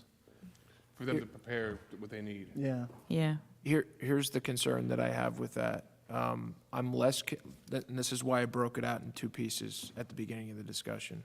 The kind of administrative changes to it, which I think there's probably, we'll see if there's a consensus on that. But the second part of it is the right-of-way portion, and whether you want to proceed on that or not. I think I see the benefit definitely of, we're kind of late in the game heading into summer and wanting to give people clear direction. And I think council would have the authority to vote and be clear on that vote to give direction to the city manager as to the policy initiatives they want to see enforced or endorsed, prior to it being fully adopted, just to give people direction. But I also want to make sure that that direction is consistent and clear and everybody has a clear direction. It doesn't have to be, it doesn't have to be 5-0, but whatever it is has to be clear so that people understand what they're getting themselves into. And I say that for council and I say that for the public too. Yeah, I mean, I just don't want us to divert from the set standards of putting an ordinance in place. That includes public comment and things like that, and I don't think we should be allowing things to happen before the ordinance is passed, and it's effective. Let me give you just like a clarification on why I said that. Because this isn't a brand-new ordinance, you'd be potentially tweaking one that's already in effect. So what you'd really be saying is, if you wanted to give it force and effect before it's through the adoption process, you'd really be saying, you want the city manager to make sure that if there's umbrellas going up, that they're properly anchored and 5 feet away from and leaving space. Which our current ordinance doesn't require. Right, but that's what I mean. Like, some of those things you may all feel are good, just policy decisions and direction that you would want to give to somebody from a public health and safety standpoint. So that's why if there is consensus on some of those items, maybe you can vote to say, we like those items, and, that's not going to change. I think May think it's 3rd getting gives some muddy. time. It does I give think some it's getting time. money too, and you're Yeah, taking out, this is effect, this isn't effect. that- I agree. Yeah. That's, if there's consensus, then there's consensus, but if there's not, then that becomes a little muddy. May 3rd gives folks some time, but also I think people can take it for what it is when we vote on this.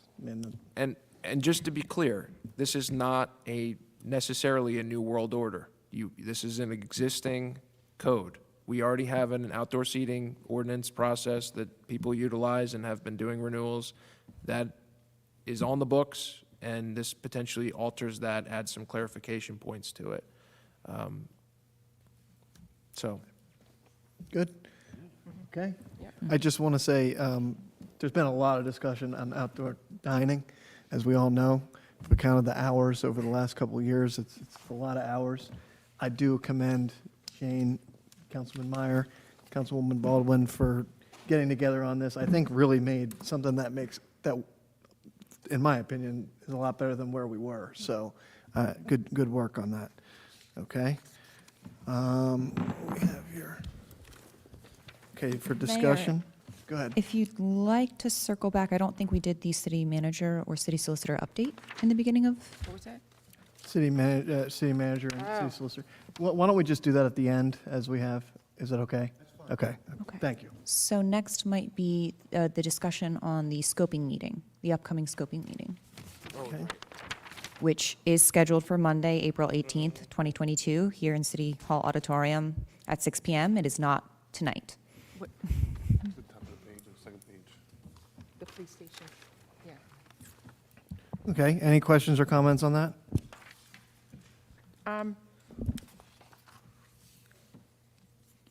Can somebody give direction on who's going to be presenting at the scoping meeting and what it's going to be about? sure. So the scoping meeting, which again is not tonight, it's taking place on Monday, April 18th, 2022 at 6 p.m. It'll be in this room, and the scoping meeting is being conducted pursuant to administrative regulations for the diversion of, for a land swap. The city's environmental and regulatory council that council had retained a few months back, Archer and Griner, will be leading that discussion. Michael Floyd is the lead counsel on this portion. Deborah Rosen is the environmental attorney in that team. Vince Cerubi is kind of the team leader for Archer. And I believe Mr. Orlando will be present as well, the city engineer. I will be present. But the Archer team will be leading the discussion, giving the explanation and the context for the purpose of the scoping meeting, which is to move 2 smaller lots in the area of St. John's and swap them for a much larger, much more fitting land over in the Sewell Tract area. And that's all detailed in the scoping hearing notice, which is on the city's website. I'll point out that the purpose of that is to have that team there, explain the procedure, why the city's there, but its purpose is to solicit public comment, both good and bad.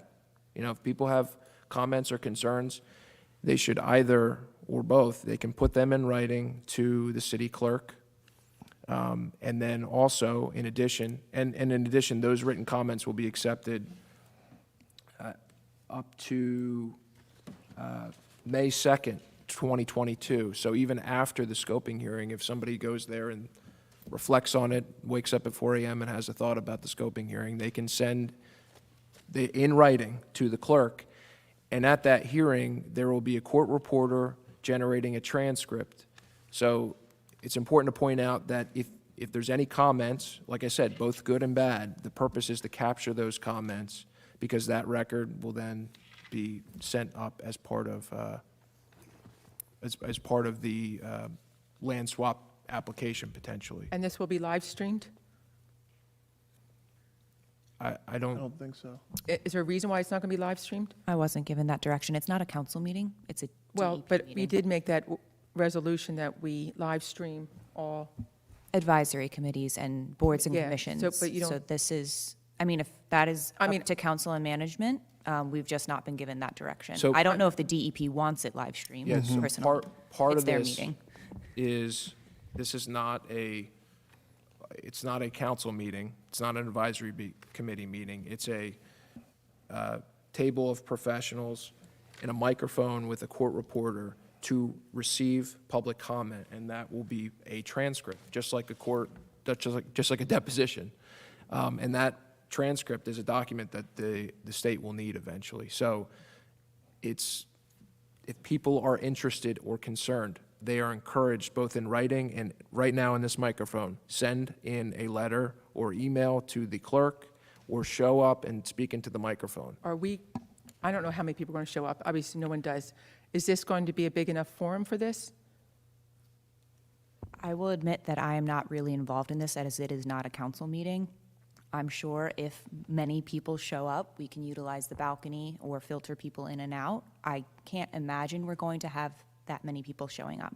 So I Okay. have no doubts that we would be able to accommodate them. I just, The other thing is, we discussed, the concept that this should be its own night, in case there's a significant amount of public comment, people want to speak. So whoever wants to come and speak, like I said, will be given that opportunity if they show up in person. And after the meeting, like I said, we're still accepting written comments.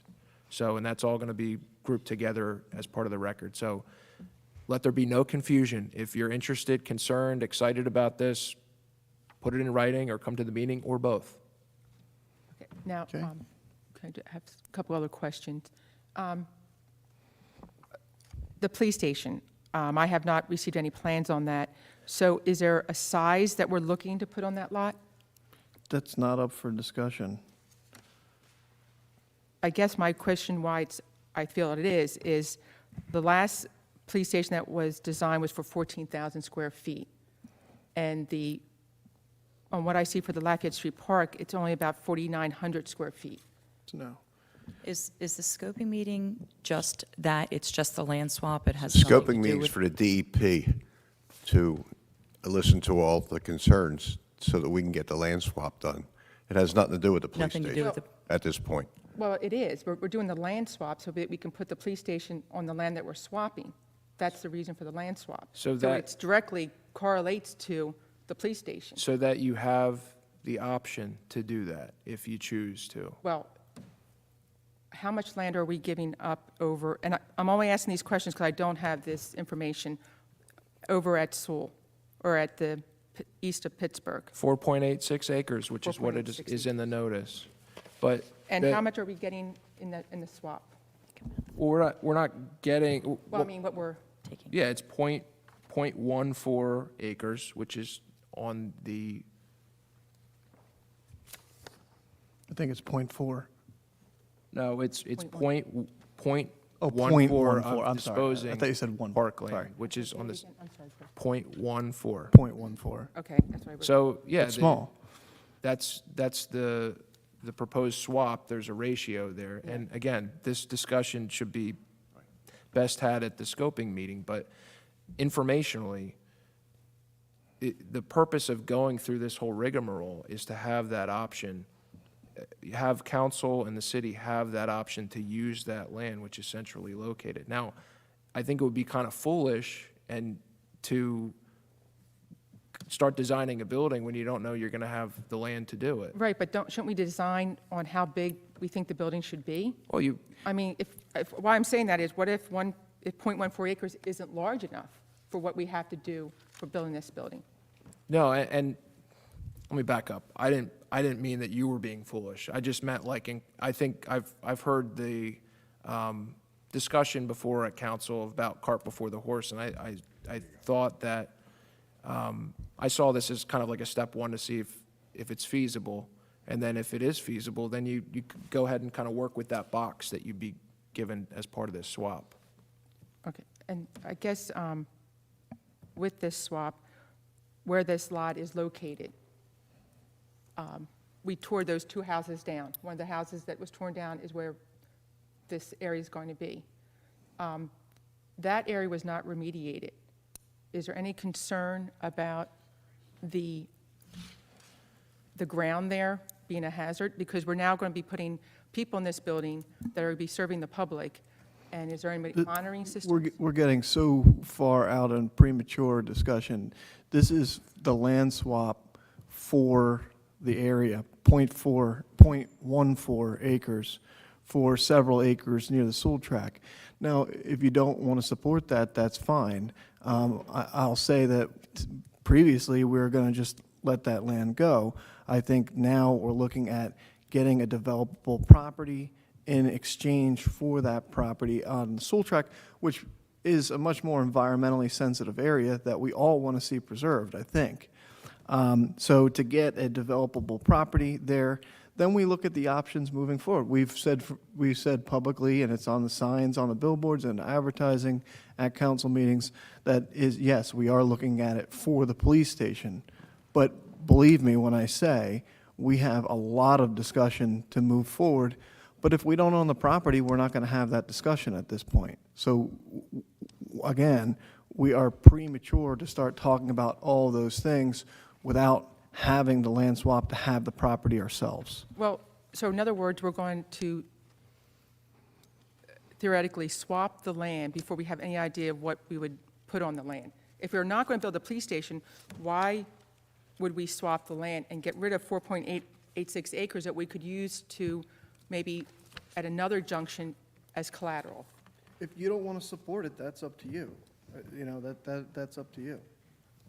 Well, that's not really having a discussion, which is saying whatever you want to do. I'm trying No, to it's put not, it, Stacy. I'm No, trying to it's put it not. into terms, since we've never discussed building the police station at this council meeting. That's why I'm asking these questions, because we're looking to do a land swap for 0.14 acres, and I'm asking, are we going to be building a police station that's going to be large enough? Let's, for a house? just to put this in context, further context, the land swap doesn't happen at the scoping meeting. Okay, the scoping meeting is, again, to solicit public comment from everybody about that. Now, that then becomes part of an application that you put in for the land swap, because the state wants to see what the reception to that concept was. That's not all going to take place at one time. So my point in saying that is, you don't know what's going to happen at the scoping meeting or after the scoping meeting. This is kind of like the beginning stages of leaving that door open. That's all that this is doing from my perspective. And whether you want to leave that door open is definitely a policy decision of council. But this is a step towards that, seeing if, and then you can determine once you're through the door, like what you do with all that space and whatever's left over. But Right. I just see this as, do we want to open that door potentially to have that option? Okay. Ordinances for introduction? I think we have missed the public comment. Oh, no. Yes, Mayor, we have Ordinance 461-2022, ordinance amending Section 412 regarding outdoor seating for consumption of food or beverages. Do I have a motion? I'll make that motion, and shall I add with the changes we've discussed, or should I say them out loud? So would you like me to summarize them? I can, you Okay. you can, go ahead. Go ahead. No, you do it, you know. All right, all right. Please. And just so I'm clear, is this a motion to amend then, based on? No, these Based on our discussions that we had. What, can we do it, or are we introducing? I'm like asking, amending? I'm asking. So this is just motion to introduce, but you can do a motion to amend before you introduce, because you can do a motion to amend and then motion to introduce. Yeah, why don't we, is that okay? Mr. Yeah, I'll make a Mayor? motion to amend based on the discussion that we had, and if the city solicitor would please go through those changes. Sure. So the first is on page 6, paragraph H, changing police and fire department to Bureau of Fire Prevention, and then also including that, and those items will be positioned so as to preserve 5 feet of pedestrian egress. Moving down to K, after the first sentence, this ordinance provides for allocation of existing seating, not the creation of new or additional seating. And then in paragraph N, we're just changing the 4-foot wide to 5-foot wide. Everybody understand that amendment? I'll Do we have a sec- s- I'll thank you. second. So we have a motion to amend and a second. Okay. Councilmember Baldwin? Yes. Councilmember Meyer? Yes. Deputy Mayor Sheehan? Yes? Councilmember Yeager? Yes. Mayor Mullick? Yes. Do we have a motion to introduce as amended? Yes, I do so. I'll second that. Any comments before we vote? Again, I just thank you all for working on this together. I appreciate that. Thank you. Councilmember Baldwin? Yes. Councilmember Meyer? Yes. Deputy Mayor Sheehan? Yes? Councilmember Yeager? Yes. Mayor Mullick? Yes. And Mayor, next we have an ordinance for second reading and consideration for adoption. It's 458-2022, an ordinance amending Chapter 310 of the Code of the City of Cape May concerning licensing and permits to include permitting for special events in the City of Cape May, and there is a public hearing scheduled. Anyone from the public wish to speak on this ordinance? Ordinance 458? Mr. Crowley?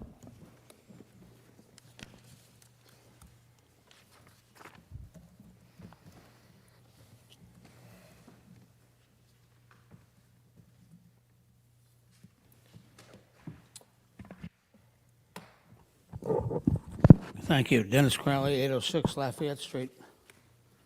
Talking on behalf of the Amtrak Committee. This is an issue, like several other issues that we've considered over the last year and a half, and we were very pleased to find out that the city had been working on this issue for longer than the Amtrak Committee was and we're happy that it's finally gotten to a point where it's going to become codified in the way we do things in town. It's an excellent step forward. And it's frankly one of a series of initiatives we're working on to make sure that the expenditure of public resources for private interests is compensated by the city. It's a question of cost recovery, as we see it. And we only have one comment to make, and that is on page, section 31038, where we talk about monitor and provide traffic, blah, blah, blah, will be cost of the same will be estimated by the city and provided in advance. We're concerned that, like, for example, the contract with West Cape May Police Department, we're concerned as a committee with properly and accurately calculating the cost of the services we provide. And that contract had a plugged-in number, and lots of things we do have plugged-in numbers. We want to make sure that if we provide a service to a private entity, that they're going to pay for the cost of the services. And so in that context, you can either change it here if you want to. I don't think it will be a material change, but just make a more specific process by which the cost is calculated. Or you can pass it as is and probably make a resolution defining a set of criteria by which cost is calculated. So that's the issue we have. We want to make sure going forward that once and for all, fees paid by people who use our services cover those services. And that's our only point, except to say, thanks again for doing this. It's a good resolution, it's a good ordinance, and it needs to be passed as soon as you can. Thank you. Thank you, Mr. Crowley. Anyone have a comment on Mr. Crowley's comment in regards to the fee calculation? I just point out, Mayor and Council, that we recently enacted an extra duty ordinance that specifically provides for certain rates, at least as to police, which is incorporated into this ordinance in the section that Mr. Crowley was referencing. So at least it as is a- partially covered through, it is partially covered through that. At least, well, the extra duty ordinance is incorporated into the special events, at least as it relates to police. Correct. Mr. Crowley, you'd have to come up to the microphone if you're speaking. Feel free to join us. I'm not necessarily questioning the content of the $100, but we don't have anything that gives us a handle on how we cost out trash, maintenance vehicles, police and fire, ambulances and so forth. So all I'm saying really here is that we have been giving these services away essentially for free. They are municipally paid services, that we should be reimbursed for them. This bill does that. I just wanted to make sure that we all agree that the calculation of the reimbursement is accurate and full. And I think everybody can agree that we want to have a rational basis for whatever charges we're putting out there. I think the extra duty, and I don't think that's really in dispute. It's just a matter of, there's man hours associated with applying, certain work, and Right. public, whether it's public works or not. Not to belabor the discussion, but we've been working with Neil Young on a process by which we can identify and collate all of the various costs for a municipal service. For example, it's not just the salary of the garbage truck driver. It's the overtime, it's the pension, it's the health insurance. All of those costs go into a full calculation of impact. And we're working on a process, a big, long spreadsheet on this, and it's not ready yet, but we actually wanted to roll it into the discussion of the police West Cape May arrangement, but I don't want to put words in your mouth, Mr. Crowley, but as I understand your comment, you see this as a good next step. I think what you're saying is you're encouraging council to further fine-tune the basis for the fees or whatever the fees are put out there. I'm going to let Chris speak for me from now on. Well said. So I'll make a recommendation personally that we introduce this evening, and if we receive any input from M-Track now or in the future in regards to a formula that makes more sense, obviously, we'd be happy to hear it. And just to clarify, you're adopting this evening, potentially. Adopting, pardon me, yeah. But So if we hear any always change it in the future, we can future. change it. Okay. Any other questions or comments on this ordinance? Anyone from the public again? Okay, we'll close public comment on this ordinance. Do we have a motion to adopt 458-2022? I'll make the motion. Do I have a second? I'll second. Any other questions or comments? Roll call? Councilmember Baldwin? Yes. Councilmember Meyer? Yes. Deputy Mayor Sheehan? Yes. Councilmember Yeager? Yes. Mayor Mullick? Yes. Next, Mayor, we have the public portion on the resolutions only. Those wishing to publicly comment, please come forward to the podium, give your name and address, and speak into the microphone, and please limit your comments to 5 minutes. This is on the resolutions listed on the consent agenda. Anyone here for comment on the resolutions only? Questions or comments, sir? Good evening.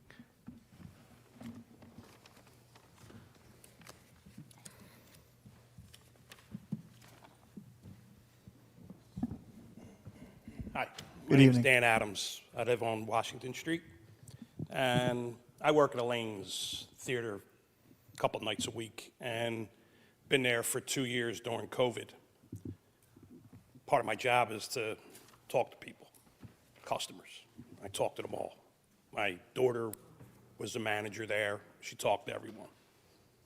One of the things I found was people fell in love with Cape May.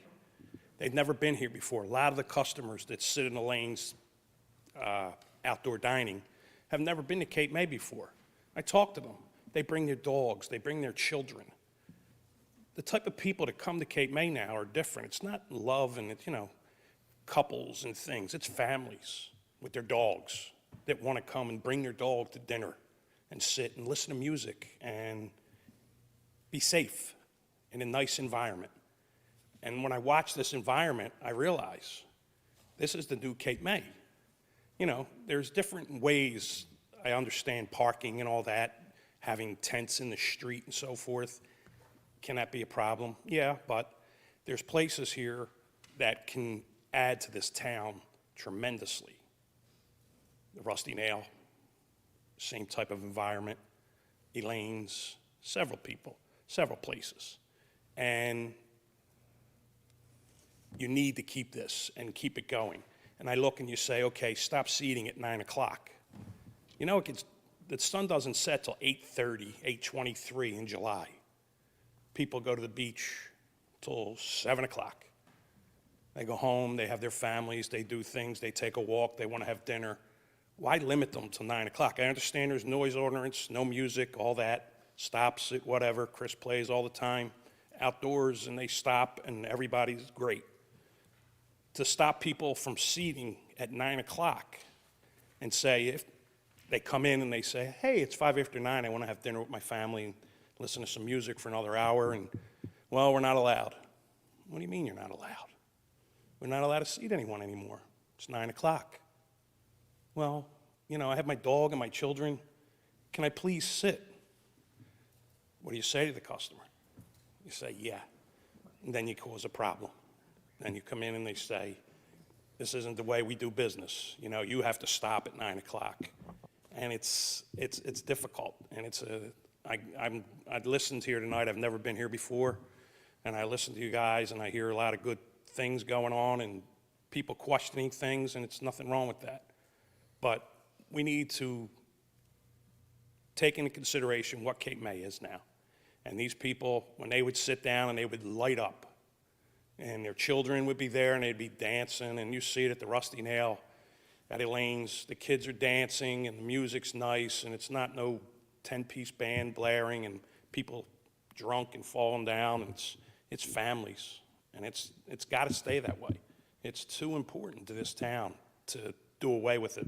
And I don't think you're doing away with it, but there are restrictions, and one of the restrictions that I see as being a big problem is the 9 o'clock thing. I mean, if they sit down at 9:30, we still have to be out of there most nights by the music. It's 10 o'clock, I believe. People have to be out by 11. Was there a lot of problems with that in the last 2 years? Were people complaining, neighbors? Was there a lot of police reports? I'd like to see if it was a problem. I don't think it was. It's not, I haven't heard it. Even in the, you know, with the mug and all those places, I never saw any problems. You guys know better than I do, but it was enjoyable. People were smiling. They weren't complaining. So please, think about some things and keep this going, and don't do that 9 o'clock thing. Could you suggest an hour, Mr. Adams? Are you comfortable with that? I'm just... Yeah, no, I get it. In 9:30, people eat late in the summer. So if you give them 9:30, and, you know, even 10, they still have to be out by 11. So what difference does it make if they sit down at 9:30 or 10?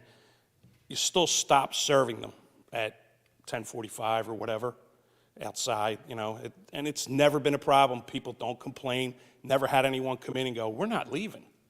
They leave. You know, they go and if they want to stay out, they'll go to the mug, and they'll go to Finn's, they'll go to the Brown Room, they'll go somewhere else if they want to drink. But in these outdoor places, let them keep it the same. Unless you saw problems, keep the same times. Let them go till 10.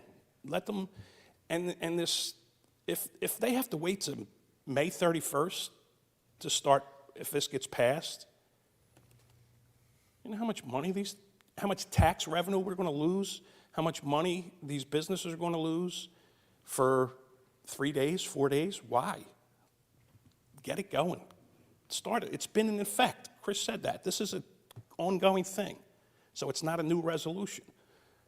Let's start it up. You know, if there's a problem with individual places that are annoying neighbors, and you have that record of it, you guys can't open. You know, you have this. I mean, I don't know if you can do that. I don't know if you can legally do it. I'm not sure, but most of the places all conformed in the last 2 years, and I don't think there was any nuisance of it. So start it. Get it going. Okay. May 1st, May 3rd, whatever. We appreciate your comments. It is 5 to 9 now, and I want you to have our last seating this evening before 9 o'clock, so... No, I'm kidding. Thank you. Thank you. I'm kidding. So... Can I comment? Please, Mayor? please. I think, you know, part of building these ordinances and these resolutions is trying to build consensus and agreement among members of the council. And I think this is what a lot of what's going on right now. And to explain to you in my opinion, how I see it is, one, this is just the beginning of this ordinance. We can always change the time to 10 o'clock through discussion. I think we should have that at the next meeting. And two, you know, we're, like, again, trying to build consensus and work with each other. The Deputy Mayor Sheehan wants an opportunity for the public to have a say. So if there's a good indication at the second reading of this that there is major support, then I would think that City Council would try to expedite this. But I think at this point, we don't know yet what the rest of the public feel, and they should have an opportunity to say what they think too. And I do want to point out that people have approached me about noise, that they had issues last year with noise, and they did make complaints. So we have to walk about that too, that there is a noise ordinance, that people are entitled to be in their house and be able to, 100%. you know. Can I just ask a quick question, Mr. Solicitor? I'm assuming that going from 9 to 9:30 or whatever it may be would be a substantial change if we were to do that at the next meeting? This is just first reading, so if you want to reopen discussion, you could potentially do that by motion. We could do that anytime between now and the second reading, but You could do it tonight if you wanted to. Well, I mean, you already vote. You understand what I'm trying to say is, for second reading, would we have to re-advertise? If you, We're not there yet. yeah, if you decided to change the time at second reading. That's a that would- substantial change. Yeah, I think so. Well, let we me- all know what I'm trying to say is I know. we're Let's pushing that reopen it. Yeah. timeline further and further. Yeah, let's But- reopen. Can I clarify something too before we get into that? And I just want to eliminate maybe some confusion about what this applies to and what it doesn't. So this is not an overlay on top of a prior site plan approval. So like the conditions that you're adding about umbrellas and 9 o'clock potentially, that is a condition attached to this, a streamlined permit under this. But it expressly excludes, if you have a site plan approval that includes outdoor dining, well, this just does not apply to that. You're subject to the general provisions of the noise ordinance and whatever approval and conditions contained in that approval from the board. If you don't have that to work with, well, then this provides, you know, a streamlined avenue with conditions embedded into it. Can I ask a question on that then? The existing ordinance for previously approved, what time was that? Was that 9 or 9:30 or? I don't think there was a time frame in there, and that you just incorporated the provisions of the noise ordinance and outdoor music and, you know, the generally applicable provisions. And I think the idea with 9, and I'm just is 10 o'clock is the noise ordinance. Right. So it gives you basically an hour to have your dinner. I mean, I think that was That was thought, the idea right? behind Yeah. it. It was, It yeah. was. One Right. change, yeah. Because, and I'm not talking about lanes, other places might be backing up to residential neighborhoods where people are in their backyard having dinner. They might want to, you know, have it stop by 10 o'clock. And the city, to the extent those issues present themselves, you still have the ability to enforce a noise ordinance, even if you don't put this specifically in this outdoor seating ordinance. I mean, I just want to make people aware that, you know, my son was on the police force, and he would get a call, and the person would be complaining that the person next to them on their porch were talking too loud. You know what I'm saying? That's, you know, and of course, there's nothing he could do, but I'm saying that's where people get upset with noise. Okay. And I think that's where that whole, and then back in the day, just so everybody understands, the noise ordinance was put into play because people coming out of Kearney's, walking down Jackson Street, were very loud, coming out of being drunk, and were having issues with the noise, and that was the reason for that also. You know, you may encounter this impacting like the commercial districts where somebody with an outdoor seating plan with this restriction built in is right next to somebody that just operates much later because of just the nature of the district that they're located in. The 9 o'clock seems to make more sense maybe in a residential. This is entirely up to council, but like you can make those distinctions. There's a rational basis for it if you want to. People can go inside. We can change this time up until the first publication, right? On the first publication, we can change it, right? Or not? The time, Change. the time to address that would probably be now, just due to the limitations that we're under. Yeah, I mean, because we had the one person call or stand up and say we want to change it. I'm concerned that we're going to be changing this time If you, with back and forth and, yeah, and let me point out that if you eliminated it entirely, if you just strict that provision, we would just still have the noise ordinance, which applies to everybody, that. No matter what. It's 10 it's o'clock. not as if there's no restrictions or no regulations at all. It's just you're not making a specific one here. You're just relying on the noise ordinance that we have. What do you think? I mean, I think here's the At problem the I most, I have. could get, I could see possibly 9:30. I mean, I think about, somebody sitting down. The reason we should discuss this right now is we can't do it 2 weeks from now because we're pushing Yeah. it too far Right, into the Right, season. and it's going to be too far into the season. I mean, I Why- personally think you need to have a time in there, just so that there's something conforming to it. I'm okay with 9:30. 9:30, I'm I'd- okay, yeah, I'm okay with 9:30 because the noise ordinance goes into effect at 10. 10, yeah. I'd be okay with 9:30 too. I'd be For last okay with meeting. no. 9:30? With Yeah. no number. But when you put a time in there, it kind of have people conform at least to something. Okay, I'm hearing So we 9:30. have fast eaters at 9:30. Yes. Well, no, because they can, they Right, have to well, have a that's- 10. that's The noise right. It's ordinance just the goes into noise effect. ordinance, right. Yes. Council, wait. I'm sorry. Well, actually, at the Rusty Nail, they're supposed to stop the music at 10 o'clock. 10 or 9? 9, they're 9. I think they do that voluntarily, I think. But in any event, look, it sounds like we had some consensus at 9:30. We've had a lot of discussion on Yeah. this for Yep. many, many months, if not years. I do think 9:30, in my opinion, I'll just put it out there, you have the 10 o'clock noise ordinance anyway.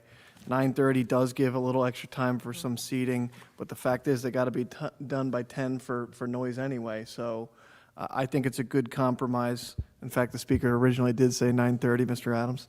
But I will make the motion to I heard a tongue click over Well, there. You're testing my Roberts rules right now. I think there might be a special motion for them to revisit something they've already voted on. Yeah, motion to To delete. And I can't remember Wow, the this is name, a the first. word. Well, what we're doing is you voted to amend the ordinance with those discussion items that we talked about before, and then you voted to introduce on first reading the amended ordinance. So the motion would be to undo at least the introduction part of it.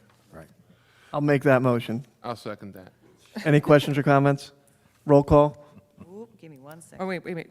I'm sorry, what are we voting on? We're revisiting. We're undoing the vote. Did undo the Undoing the vote? vote. Okay, I'm It It sorry. was 2 steps. We're going back to step 1. Yeah. Any questions on that, undoing the vote? Roll call? Councilmember Baldwin. Yes. Councilmember Meyer. Yes. Deputy Mayor Sheehan. Yes. Councilmember Yeager. Yes. Mayor Mullick. Yes. Okay, so then the ordinance that's on the table now is the one that was previously amended. We went through those. And then somebody can make a motion to then add another amendment, which would be to make 9:30. And I'll point out again, the 9:30 would apply to those applicants that use this ordinance. If you don't use this ordinance to get your outdoor seating, this doesn't apply to you. You're stuck with whatever conditions were in site plan, and failing that, the noise ordinance. Do I have a motion? I'll make that motion. I'll second. Any questions, comments? Roll call? Councilmember Baldwin. Yes. Councilmember Meyer. Yes. Deputy Mayor Sheehan. Yes. Councilmember Yeager. Yes. Mayor Mullick. Yes. Okay. Excuse but- excuse me, there is no public comment right now. Hold on a second. We'll get to public comment on this. We had not. Point of order, Council. Public comment. We- You'd we- like to comment on the resolutions? The consent agenda. Okay. Mr. Adams mistakenly came up to speak on a subject that isn't even on the consent agenda. Right, yeah. But Council, you by all means can finish your motions of We what- have revisited the case, so Right. Well, but is there any more comments on it? that's what I'm saying. I think it's appropriate to take the comments. Yeah. Any comments on the ordinance that we just amended? No, that we voted to reopen. Introduced. Clarification questions for Bill Seeger, Vermont Avenue. And they're very simple, because when I listened to all the explanation, I got a little off track. When I heard the term right-of-way, I just want to confirm in my mind, it's a restaurant or any other business is still prohibited from doing business on a public street or sidewalk. Is that correct? There's no street usage potentially provided under this. What it does is provide, similar to the patio permits, use of a sidewalk, provided there's certain conditions met, 5 feet of egress, that kind of thing.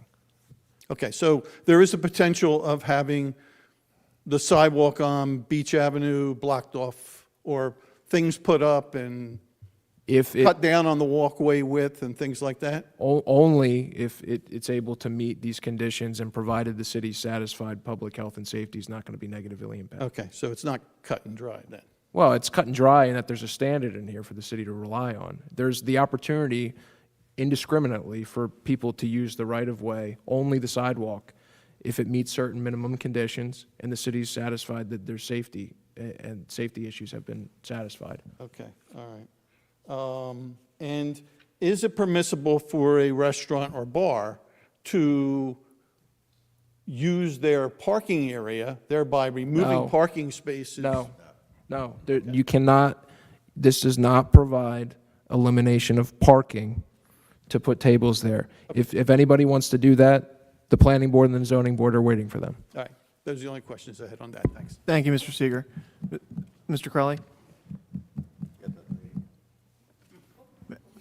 Ma'am,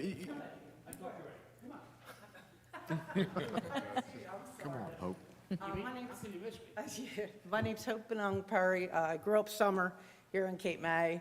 I also work at Elaine's. Ironically, that was my first job in 1973, so I've been kicking around restaurants in Cape May for a very long time. From what you've just all said, you don't need this time in there. It's already covered by ordinances and time and noise ordinance. You're capriciously designating a time. This is going to be a challenging year for restaurants. Food costs, inflation, labor costs, it's going to be really hard. And by trying to just limit, 10 o'clock, it's always been 10 o'clock. Kitchens have always closed at 10 o'clock. But to say that you can't come in and listen to the music until 10 o'clock and get a plate of nachos is ridiculous. Now, I understand also this says the Washington Street Mall is not, this has nothing to do with them because they're ruled by another ordinance. What time are they allowed to serve till outdoors? Can I just say, we're getting into a question and answer session on something we've talked about for a long time, and with all due respect. Right. We're talking 9:10 right now. Go ahead and answer the question, but I do want to keep it on topic. Right, but it rules for thee and not for me. You know,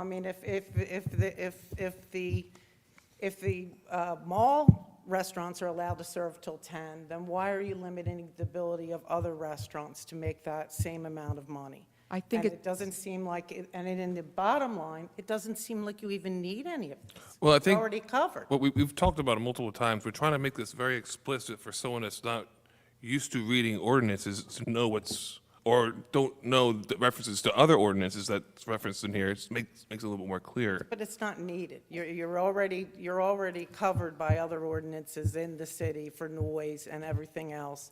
And if you're limiting one restaurant, you're creating winners and losers, and Well, that's just not fair. If I could answer that, and in my own mind, how I think about like the mall district, the bid, that's more of a commercial zone. This, doesn't necessarily have to be that. So that's where I'm thinking. My answer to that is that people always complain about the Seaview, is you bought next to a 100-year-old bar. And, you own that. So, but if you're changing different rules for different people, that's just not fair, and I don't think you need to This address is it like this is that. to try to include anybody outside the mall. Yeah. Right, and it's really Any- unenforceable. Do you know, really, honest to mall- God, people with COVID, people love being outside. It has forever changed the way we dine. It's not going to go back. If the governor had the if the governor had the health Public state of Public health health emergency. public state of health emergencies, then we would have what we had 2 years ago when Right. it was just the city manager and his team that did it. And now, unfortunately, we don't have that to lean on, and we're trying to make something. But it seems very capricious to me that you have one subset of restaurants gets one time, another one gets another, and it's just, and in bottom line from what you were just discussing is the fact that it's already. Well, these restaurants will not have this opportunity if it wasn't for this thing. Right, and- So what we're talking about is like where Cabanas was on the side there, and there's only a handful of people that can be accommodated by this ordinance. But if it wasn't for them, those people wouldn't get the accommodation. Did you find out what time the mall is allowed to serve till outside? Okay, well, whatever it is has been around for years. This council didn't do it. So Right. you're saying it's arbitrary and capricious. That's been in the code for many, many years, not necessarily this council's decision. So I want to stay focused on this ordinance, which is important for I just feel like it's going to be such a struggle for restaurants to make it this year as it is with the inflation and food costs and everything else, that it's just do it till 10 o'clock. Give everybody a break. But thank you for John. Thank you. Ma'am, Thank you. I'm sorry, I did not catch your name. Perry, thank you. Thank you, Hope.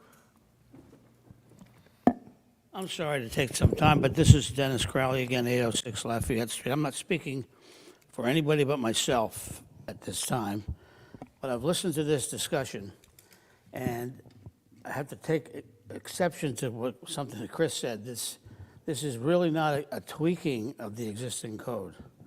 As I understand what I've read here tonight and listened to, when we went under COVID emergencies, basically all rules were suspended. We allowed a lot of things that were not in our laws or ordinances for the accommodation of everybody, and that's reality. The new cloth that's being cut here is, and almost I think it needs a policy statement. The new cloth is that going forward, public property will be at the avail of anybody who wants to use it for their business, and specifically on a restaurant business. So if that's the policy, I think we need to put that up front, because last year, 2021, there were, I think, 60 recipients of mercantile licenses for restaurants. This gives every one of those 60 the opportunity to use the public space for their outdoor seating if they choose to and come to the city. Now, there's no history of that. There's no record. There's no prior approval or anything. This is brand-new stuff. Some of them have liquor licenses, well, about 20 or so have liquor licenses. But my point is, this is a new policy that for the first time, our public space, and I don't care whether, I don't have opinion one way or the other. I think it's great. But the policy now is going to be, going forward, you have the right to use the public space for your business. And the consequence of that may be very difficult to enforce or very difficult to sustain as a public policy if a town like this doesn't want that. Remember, there's 60 holders of restaurant licenses. Most of them don't use the sidewalk, but some of them will want to. Some of them we never heard of before. So be prepared for a venture into the unknown as you do this. Perhaps if you want to make it, if you're making changes to this, perhaps you maybe want to add a whereas clause that it is the policy of the city that public space is available to businesses for use. Because that's the new ground you're breaking here. That's not a tweak, that's change. Thanks. So, Thank you. just like to offer a few comments in response to that, just to clarify for council. This is not a question and answer session, but I don't have a problem responding to your question. I didn't respond to it when you were up here. But ma'am, it is 11 p.m. in the mall. Now, that kind of dovetails into what I'm about to say to council, which is that I don't think that drawing a line is necessarily arbitrary and capricious. The Business Improvement District, the Washington Street Mall, is treated differently under our master plan, under our city code. You know, in connection with that, those businesses and the members and the people that are located in those areas also contribute to the bid. They pay fees, so they are treated differently under the code, and they pay for that. So there is a rational basis for kind of separating those out. And the mall is, you know, that's a separate area under the master plan and various city code provisions. Designated commercial zone. Right, so that's, there's nothing arbitrary and capricious about kind of separating that out. Now, I actually see what the city code, this amendment is doing. I think some portions of this are tweaking it. The right-of-way portion I mentioned, I said this earlier, is a major change. So that's why I separated, you know, the administrative changes from the right-of-way portion, because I do see those as kind of the two moving parts of this. Okay. Real quick, Chris, can you clarify, with the right-of-way or with the city property, there was a fact that it had to go through city council, correct? Subject to approval of city council. That's not specifically in here. Yeah, it is. So that- Is it? Yeah. Okay. I believe it is, Chris. The very last, use of any right-of-way will be subject to approval by city council. There you go. I think the idea is that they would go through the entire application process, the review, so that then we can then present it to council as a finished product. Now, let me ask, they don't have to go before the planning board or zoning board because it's city property, right? Correct. I mean, if they go through, if they utilize this route and they comply with the basic provisions, then they would not have to go through the planning board, because like I said, they would not be impacting circulation, impacting parking and the like. Any other public, oh, I'm so sorry, wait, I'm sorry. Paul. No, he just said something. So, city council can still require that, it's not increasing table space though, right? I'm sorry, what do you The mean? use of right-of-way is not increasing seats. No, it's just, So- maybe you don't have an outdoor area within your property line to utilize, so then you would be You would have to give up requesting. other seats inside in order to have the outside. Correct. And this is all, the most important thing with this is we have to have, I'm looking at the city manager for this one, and it's important that as a city, we hold people accountable that they're having outdoor seats, they're not increasing their seating. I think that's the most important thing, that we have to make sure that is enforced, that people aren't increasing their seating by putting the outside seating, because that goes to the parking and zoning and planning that they should be going through if they're doing that. Yes. If I can add something too as well, on the rational basis portion. I mean, the right-of-way portion, you're, as I see it, extending, you know, the concept of the patio permit, even to the point of the fee that you're charging, which, by the way, there are many other towns that are, I'll give you, Stone Harbor has been in the Herald recently for expanding their outdoor seating. I don't see them charging a fee even. So, I mean, Cape May, I think, is doing more with this than, you know, maybe some other towns are doing, so. Okay. I'm going to have one more public comment, but that's it. We got to move on.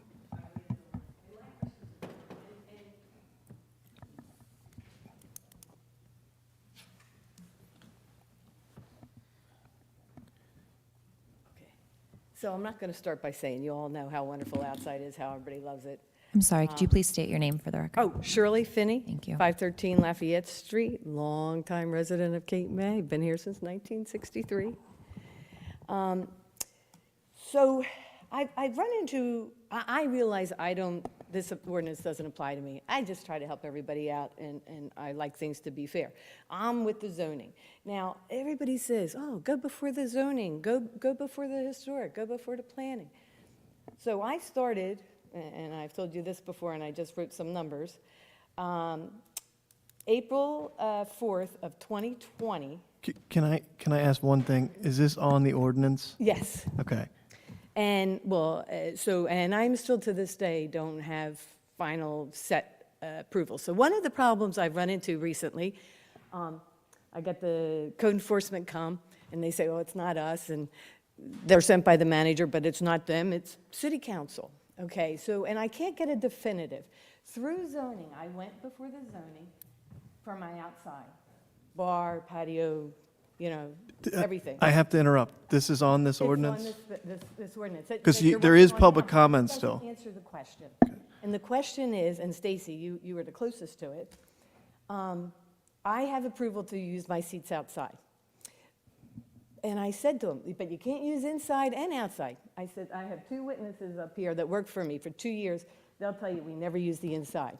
Except when people are eating and a hurricane comes through at 7 o'clock and they run inside carrying their plate of food and they sit down inside. And the 10 minutes or 20 minutes after, they go back outside again. Even though it's wet, we never open inside. So I get visits from the code enforcement this week, and not for the first time, saying, oh, you have seats inside in your dining room, and you have outside seats. Of course, right now I don't even have outside seats, but they were still here. And I said, well, since my dad, 25 years ago, did flex seating, and we had it with the city, and I was trying to find the paperwork, and I sat in the downstairs trying to find it. Flexible seating. You could use your seats. You could move your inside seats, you could use them outside, but you didn't have to take your seat outside. You just used outside, you couldn't use inside. Or you used half and half. But you never had to remove your seats. Now, I'm the only person, only restaurant, and I think you all know it, that never used inside and outside. I never double dipped. I only used outside. I'm the only one. Everybody in town used all their inside and all their outside. Now, if that's the case, and everybody's under the same thing that somebody is sending them over to Elaine's, because they don't come on their own, then I want everybody to be under the same. If you're using these outside seats, and now maybe you can even rent some from the city, which I didn't even know about, which I'm all in for, because this is my philosophy, but it needs to be fair. Everybody has to remove their seats. I don't want to see one seat inside the ugly mug. Now, I have approval for zoning. When it rains, I can use my inside. Now, if I have to take those chairs and tables and store them in some storage area in Cape May Courthouse, how do I get them into my building when it's raining suddenly? I can't. So even though verbally the zoning said, yes, of course you can use your inside if it's raining, but we understand you want to be 100% outside. But for whatever reason now, it's unclear. Does everybody have to remove every table and chair to a storage area somewhere? Or can we have a nice little yellow rope? Because those people were right there. Can I interrupt? testify we Because never to be blunt, some of what you're saying is incorrect. And I just don't want it to get out there that that's what it is. And I think the solicitor can explain, you can choose to have some inside and some outside. It's not 100% one or the other. So I want to be clear. But if you choose to use yours outside, right, does that mean I have to remove my inside? Which This ordinance does not require people to have a storage unit or get a pickup truck. This is. It's on your honor not to use. The reality is, this is a small town. On your honor. With a limited staff, and we need to have a process, and we need to have people to honor the approvals that they're given, because this is a privilege ultimately. Right. And there's conditions attached. And if the zoning officer or a fire official has to go in and check something and they see, that it's being abused, well, then that's when the citations start flying. And I don't mean that at you, I just mean in general. And it's your concern, as I understand it, is I feel like I played by the rules and maybe you feel like others didn't. Well, that doesn't change the fact that we have a system in place. Right. They're trying to clarify. But what I was just trying to clarify, what is the law?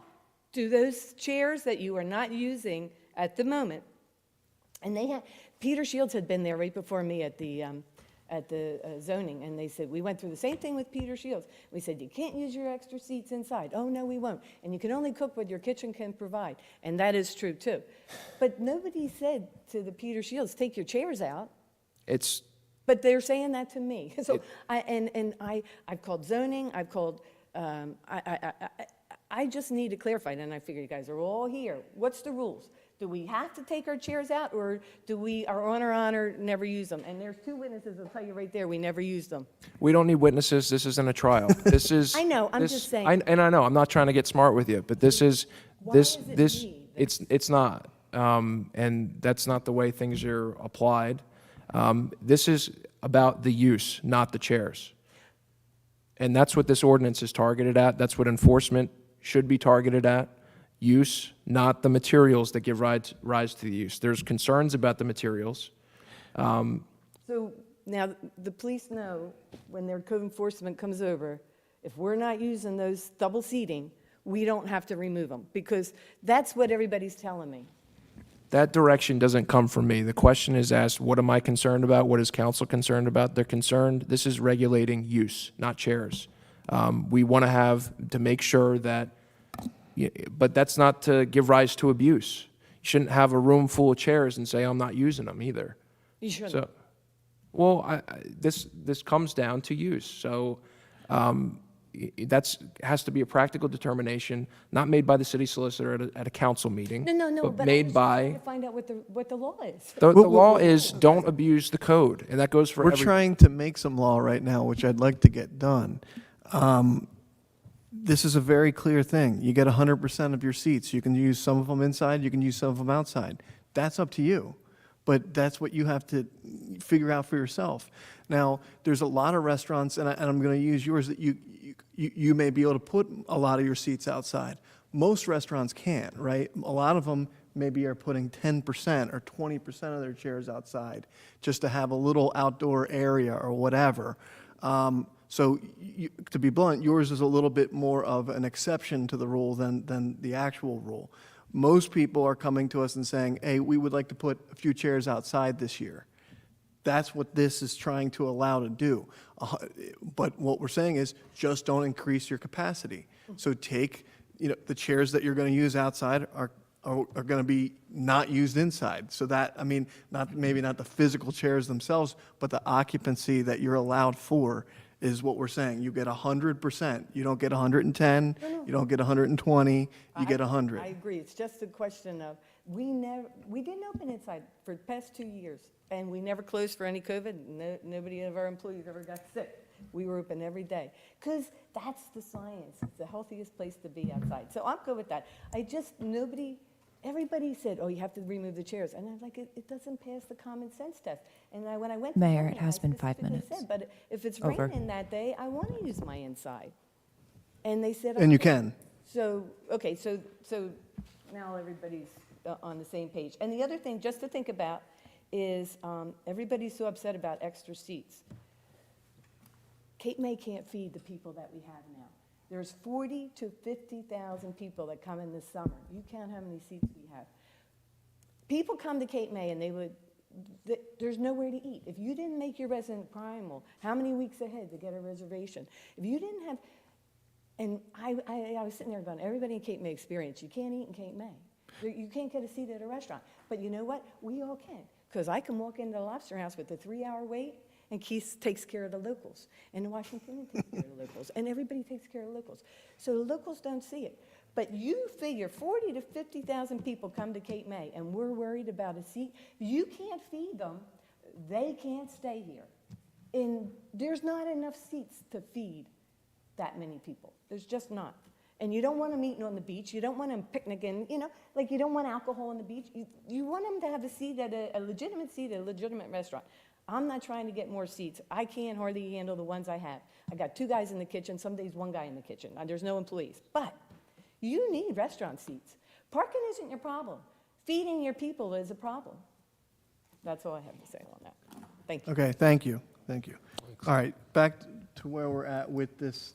I believe we are at council voting to introduce as amended We have, for a second time. With the Just to previous remind- changes, with 9:30 was, I think, the Yes. motion that was adopted. So now you have the previous additions with 9:30, and you can entertain a motion to introduce on first reading. Do I have a motion?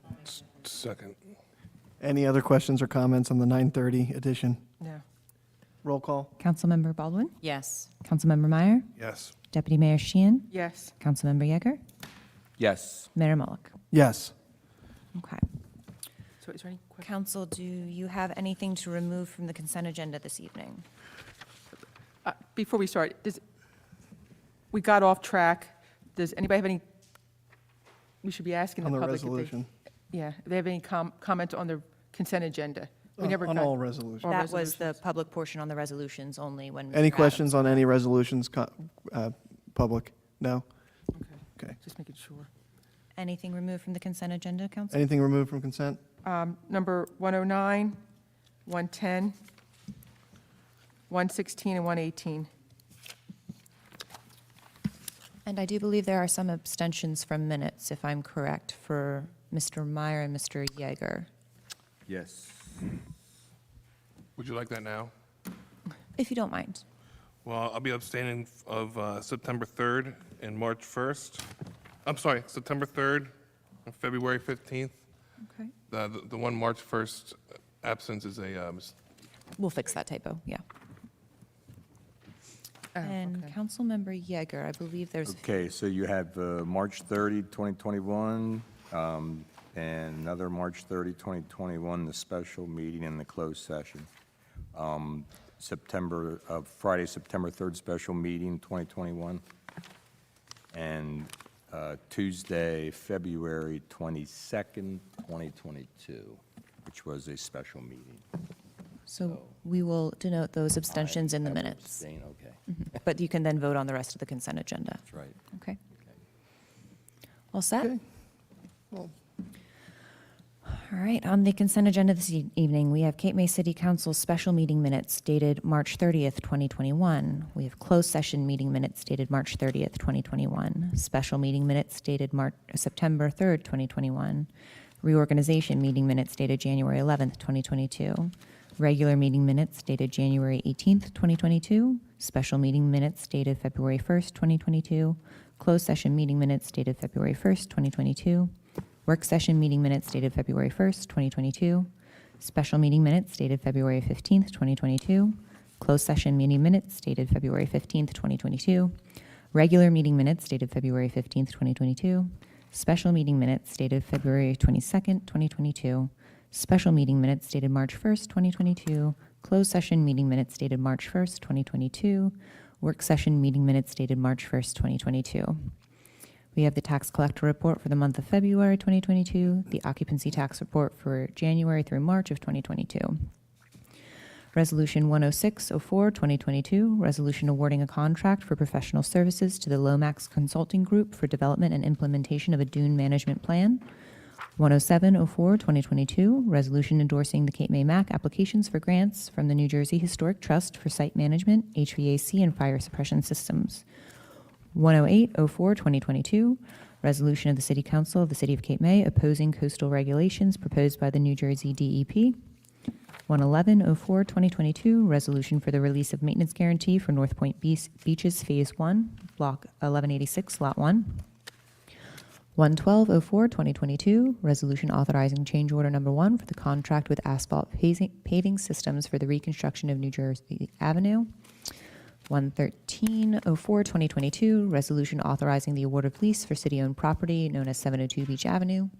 11404, 2022, resolution authorizing the sale of surplus city property no longer needed for public use through govdeals.com, public online auction. 11504, 2022, resolution regarding the Cape May City-wide biannual sidewalk sale. And 11704, 2022, resolution designating the 2022 bathing and surfing beaches. do we have a motion? so moved. Second. I'll just say good luck to Mac, and thank you for working on the surfing beaches resolution. Any other comments? Roll call? Councilmember Baldwin? Yes. Councilmember Meyer? Yes. Deputy Mayor Sheehan? Yes. Councilmember Yeager? Yes. Mayor Mullick? Yes.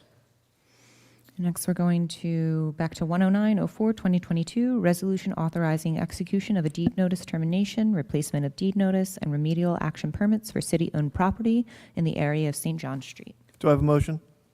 So moved. Second.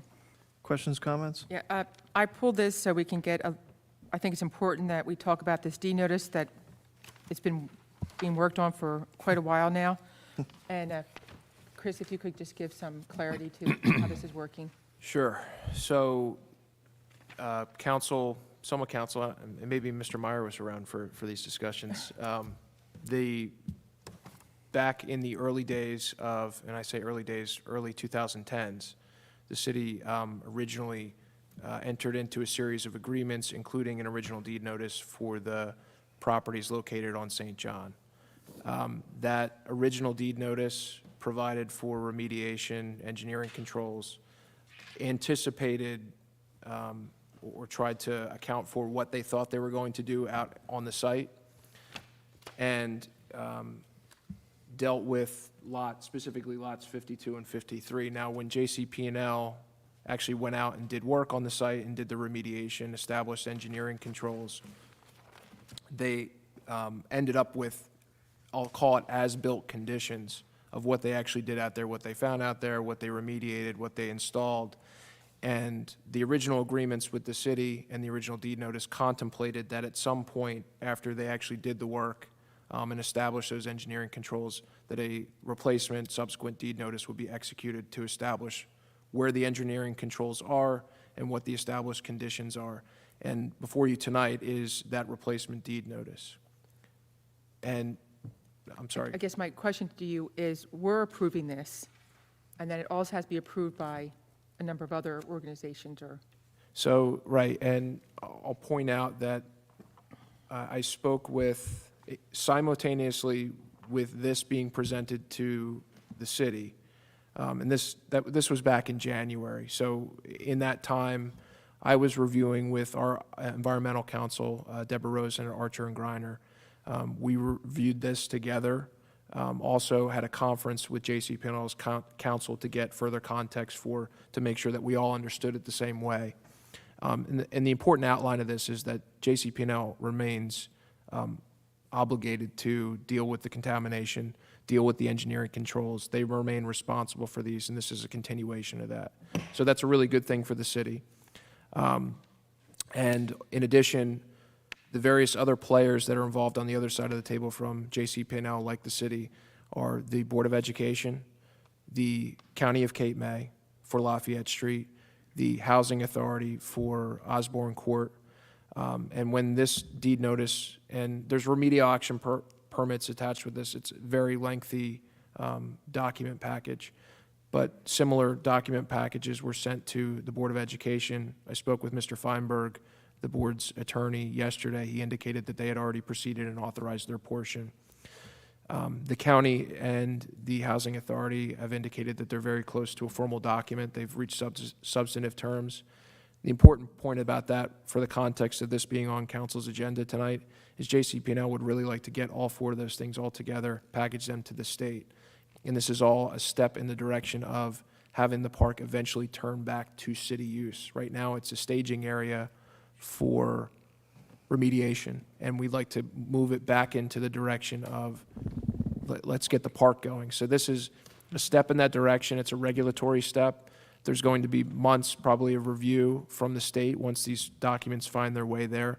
But I see this, one, as heading in that direction, and number two, really you're honoring the agreement that you had before, which is what's cement what's actually out there in the field. Thank you, Chris. Any questions or comments? Good explanation, I think. Thank you. Roll call, please. Councilmember Baldwin? Yes. Councilmember Meyer? Yes. Deputy Mayor Sheehan? Yes. Councilmember Yeager? Yes. Mayor Mullick? Yes. Resolution 11004, 2022, resolution authorizing professional services contract for construction oversight regarding the Cape May Fire Station. Do I have a motion? So moved. Second. Questions or comments? I just had some concerns with this resolution concerning what would be Skip's responsibility in the sense of, we don't specify it here, but usually the clerk of the works, which is what this is going to be, takes pictures to document it, to cover him and to cover us. And I think that maybe we should be specifying that in here, that we're expecting some type of photographs to cover both parties. It states I that in thought here. that was in there. In number 2?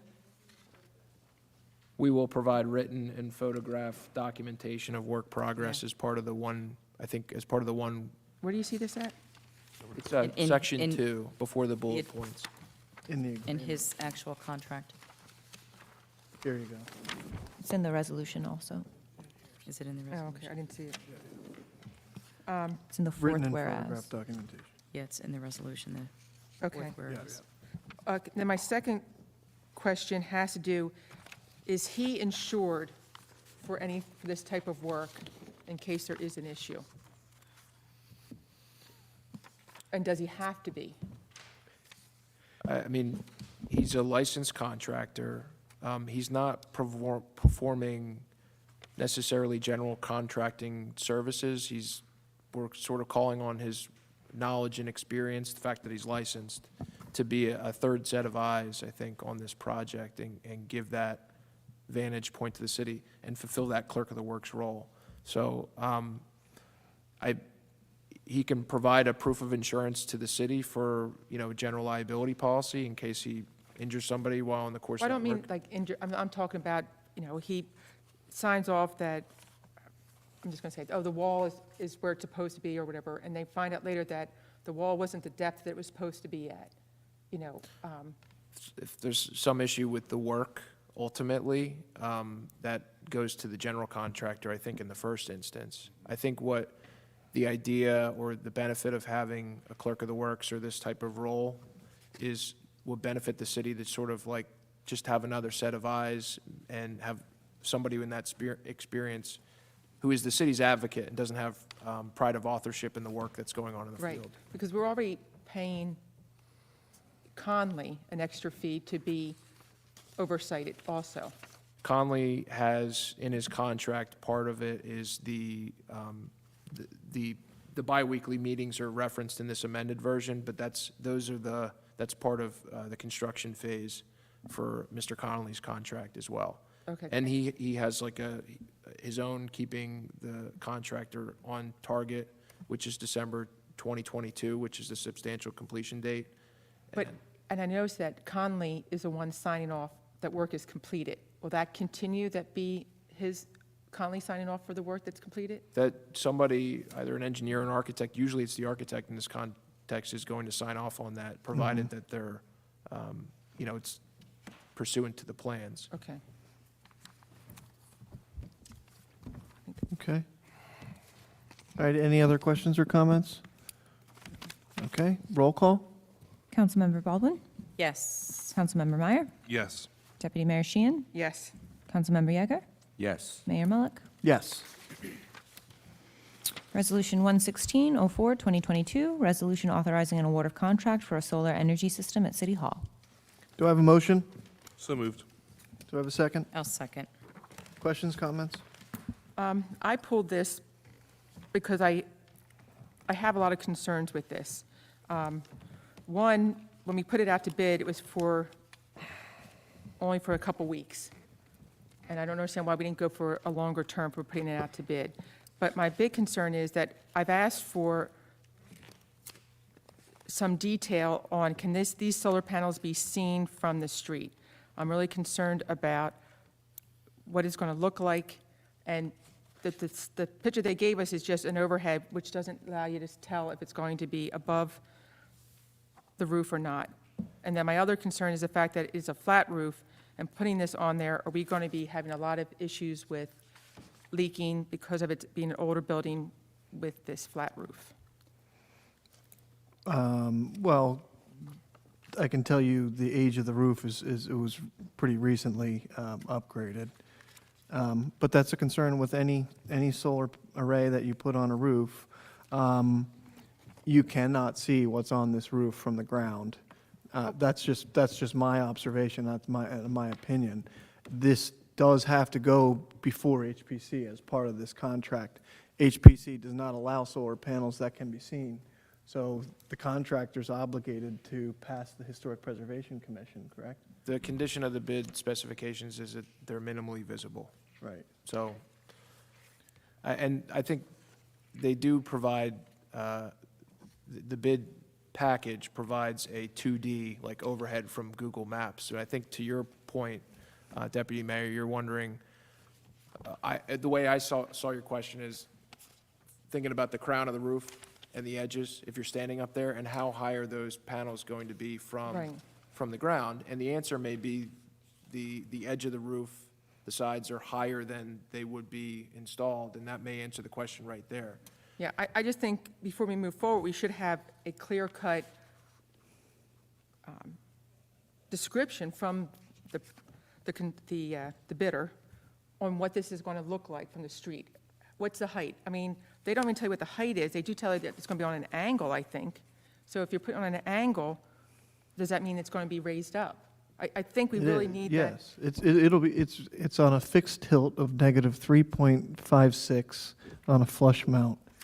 Right. But But it I'm has to looking- pass HPC. It has to Well, pass it. according to Chris, it doesn't have to pass HPC because they're only, You have to go through HPC, HPC but- and get their review and comment, but it's Right. not, they don't get to veto the right, project. so that's where, if it goes through and they don't like it, well, it still gets done. But my other concern is, we're paying $168,000 to have this done. Which is a this good solar. price. Very good price. I don't know if it's a good price or not. I do, and it's a good price. Because of the fact our electric bills are, and this is where going through, I wish before we put this out to bid, we had done a financial analysis to see what we should have this price be at, because I had to ask today, and I got the price of $30,000 a year is what we pay in electric for the City Hall. This is only going to cover 40% of that power. Just 12. So, which is 12,000. Okay, so it's going to take us over 14 years to recoup this. No. You're correct. In some ways, you're correct. Number one, a bond would be 20 years, okay? So this, over the life of the bond, we'll be saving money on this, 100%. We're bonding this? This is 168,000, it's going to be a capital expenditure. It's coming out of the general capital fund. So I didn't. Capital. Yeah, so I So didn't think it was, We will bond for capital. That always happens. So this will be part of a bond. So I'll just walk you through it. We won't talk about SREX. We won't talk about TREX, which is money that we get paid for, and we do this on Convention Hall, and it's been a success, by the way. But just straight finances, nothing environmental, nothing else. It's 168,000. Like you said, at 40% is 12,000. well, 40% of our electric bill at 30,000 is 12,000, right? So 12,000 a year this would take out.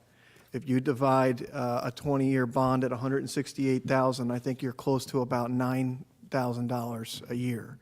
So every year you'll have a $3,000 savings right from the get-go from your bond. So you already have a savings. Then you incorporate SREX and TREX, it'll be TREX.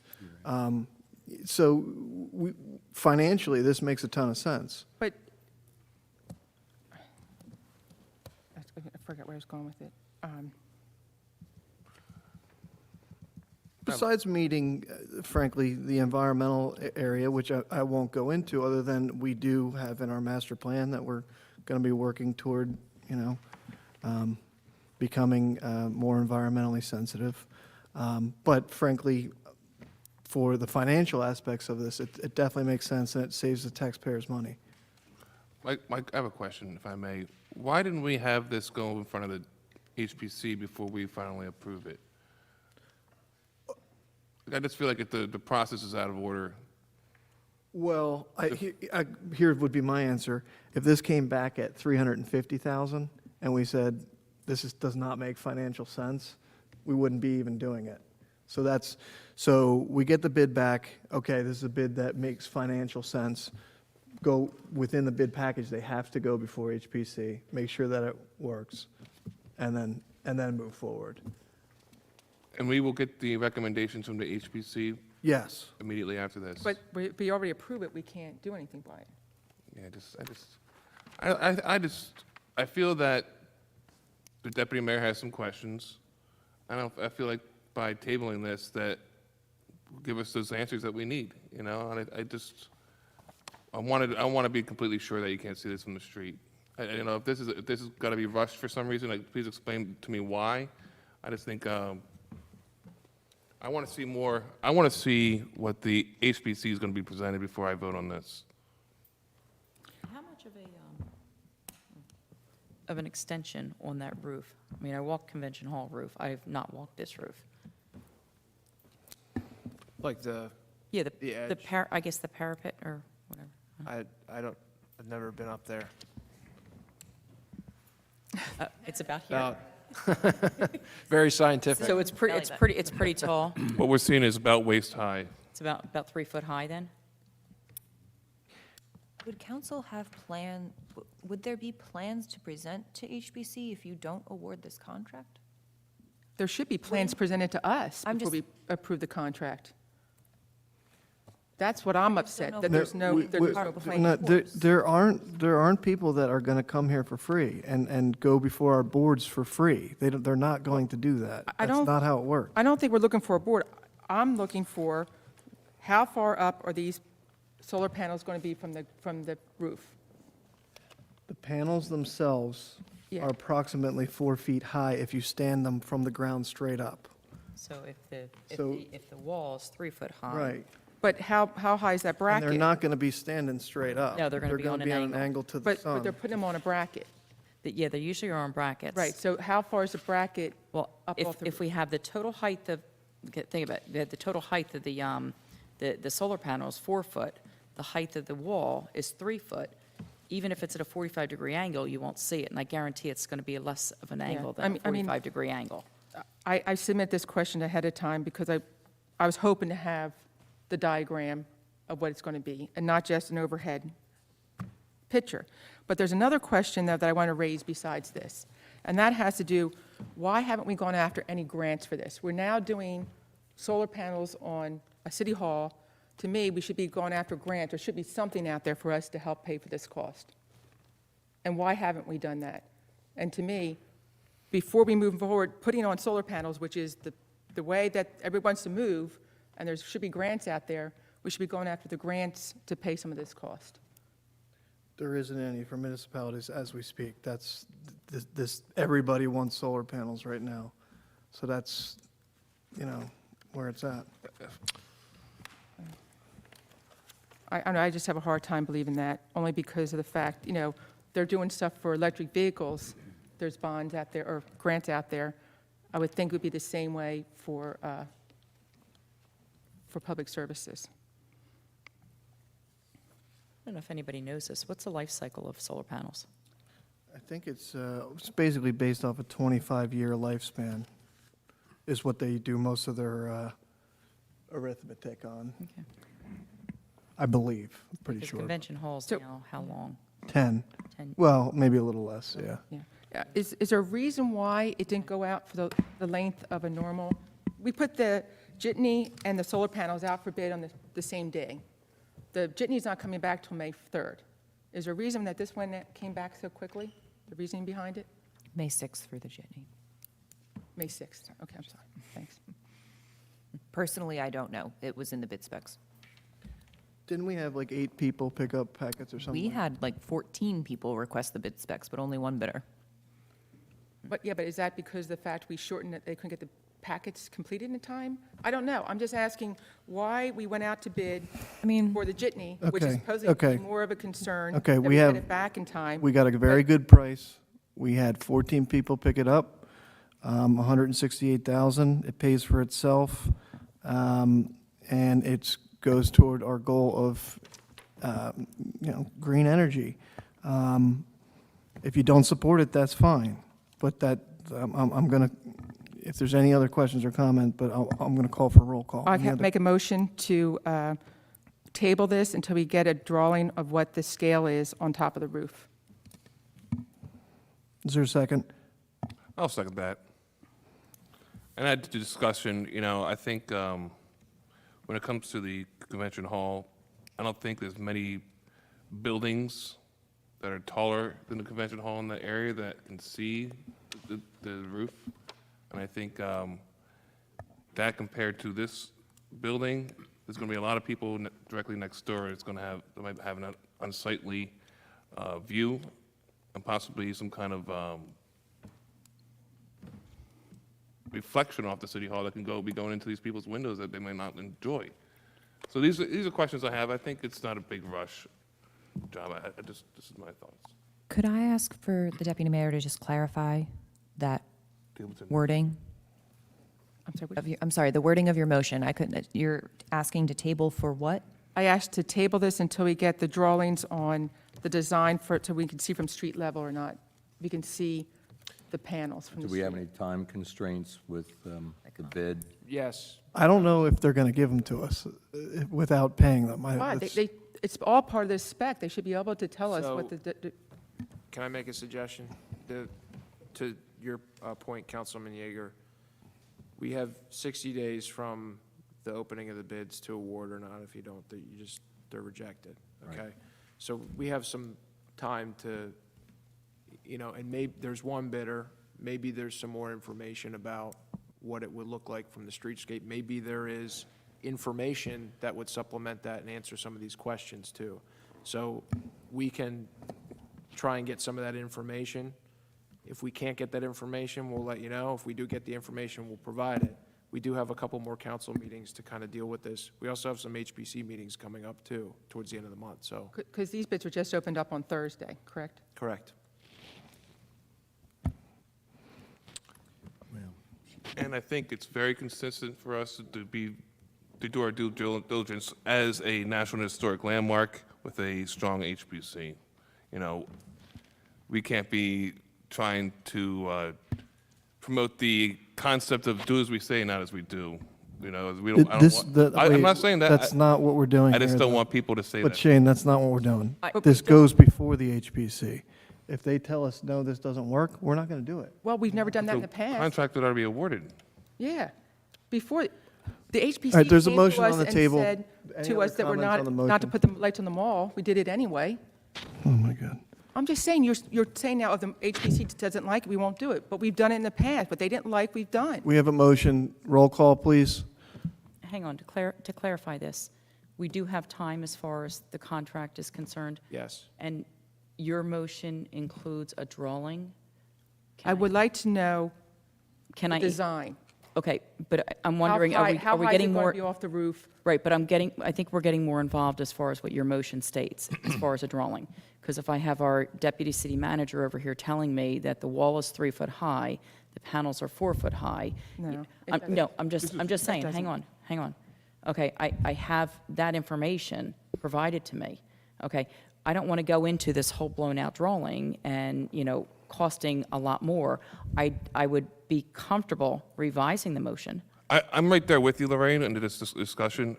I think all it would take was a phone call between one of our administrators Yeah. and our attorney to the people and say, okay, this is how high the wall is on the roof, this is how high these Yeah. things are going to look. Just give us some kind of descriptive language of what we're going to look at, even if it's not a drawing or something to that effect. That would help me with my decision. That's why I wanted to phrase it earlier, either or. Maybe there's a spec of it. Right. Or maybe there's a few questions that can be answered that will provide the information you'd be looking for in that plan anyway. So we can take the time to try and answer those questions.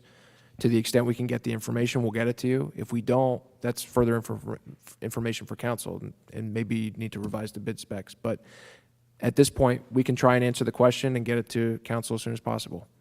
I think that's a good plan. I don't want to have to redo the bid specs. I'd like to pursue this as fast as possible, but with as much knowledge and information we can share. So Deputy Mayor, would you like to reword your motion just to table pending more information? To table pending more information. I'll second that. All right. Councilmember Baldwin. Yes. Councilmember Meyer. Yes. Deputy Mayor Sheehan. Yes. Councilmember Yeager. Yes. Mayor Mullock. No. Okay, so that is tabled indefinitely. And lastly, we have 11804, 2022, resolution for the payment of bills. I pulled this around the fact that I want to make sure that we keep local with when we buy stuff, that we're not going outside of our area where we can get local products and support our communities. One of the bills on here was for flowers, for pansies. We're not buying them locally, and we're paying $150 in freight. And to me, why aren't we buying it local? There's also other bills, on there for paper products, for printing, that we should be going local for printing, or at least giving them the option. And also for anything, for the beach taggers, chairs or anything, we should be buying this local and supporting our local businesses. I guess I'd like to have a discussion if you think we should pull the flowers and go after local. These are pansies, Deputy Mayor, and they come from up in Gloucester County. They've been doing it every year to order all these pansies. And if we were to send somebody up there to pick them up, they can't get them locally. Pat DeArco, she used to do it every year, and now this year they just followed suit and ordered the pansies again for the community. And they said they couldn't get the product local, all the pansies. So if we were to send somebody up there for $150 to Monroe to pick them up, it's just not feasible. Now, this, I don't disagree with you. I want to look at it in the future to see if we could do it better. But it's already been an ongoing process. But I don't, can you attest to the fact that we've actually asked these local businesses that they can't get pansies? Because pansies is not a unique flower here. Well, wait a second, just quickly. The city manager to ask that question of someone, if one of the department heads says, I checked around locally and couldn't find it, is the city manager honestly going to question that and say, did you call all the local places so we can save $150? It's not 150. I'm not sure what the prices on the flowers are. $900 for the flowers. Is it 900? For all the pansies, yes. And I do look to go local on everything. As you know, we discussed last year about the chairs for the beach. You know, I stopped it because I saw we were going to order from some other state, remember?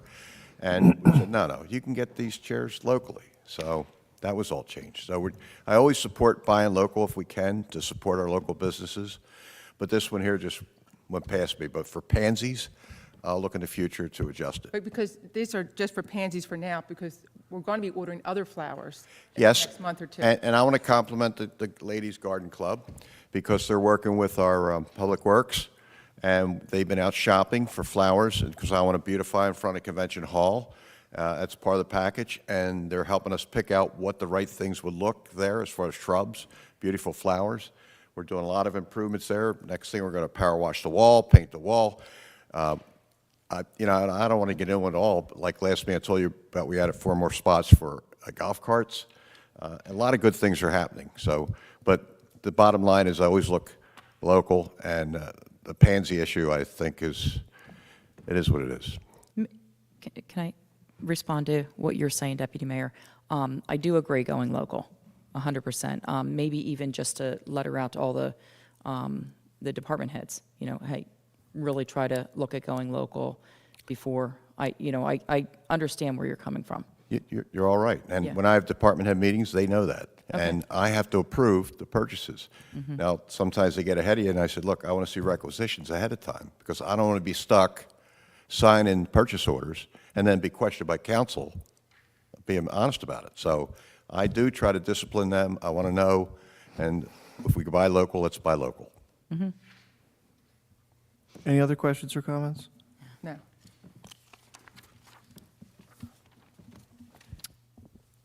I'm unsure if we even had a motion and second. I think there was. I don't believe there was. If there's I'll make a motion. I'll second.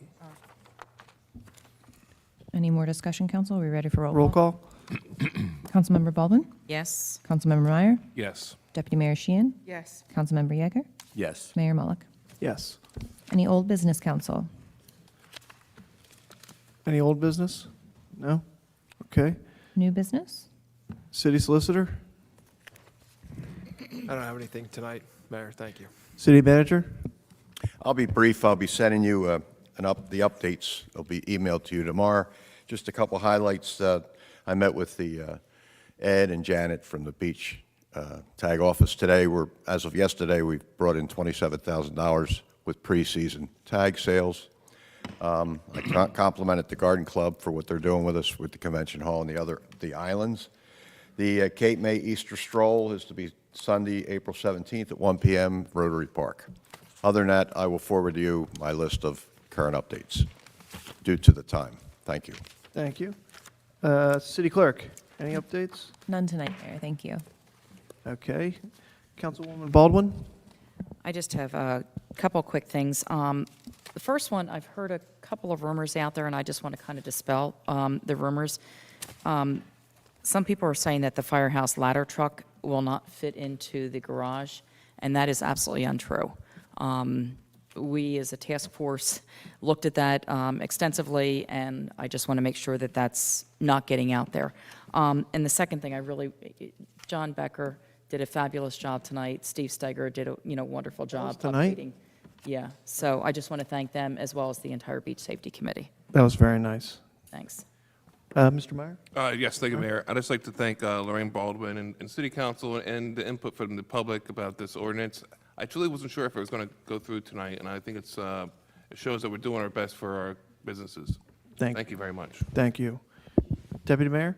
I just want to point out that I think that for that Lafayette Street Park, I just want to say I'm behind the fact that we should keep the tennis courts at Lafayette Street Park, and that's going forward. That's it. Mr. Yeager, Councilman Yeager? No, nothing from me. Okay. I just want to thank Deputy Mayor, U.S. Coast Guard, the fire, and police officers, and especially Mark Allen for putting back together the blessing of the seas at the harbor. That was really a nice event. Also, I just want to say, on the solar panels, frankly, it's a pretty simple thing. I think we have put it out to bid, got good bids, got a good project, and that's what a lot of cities are doing across this country.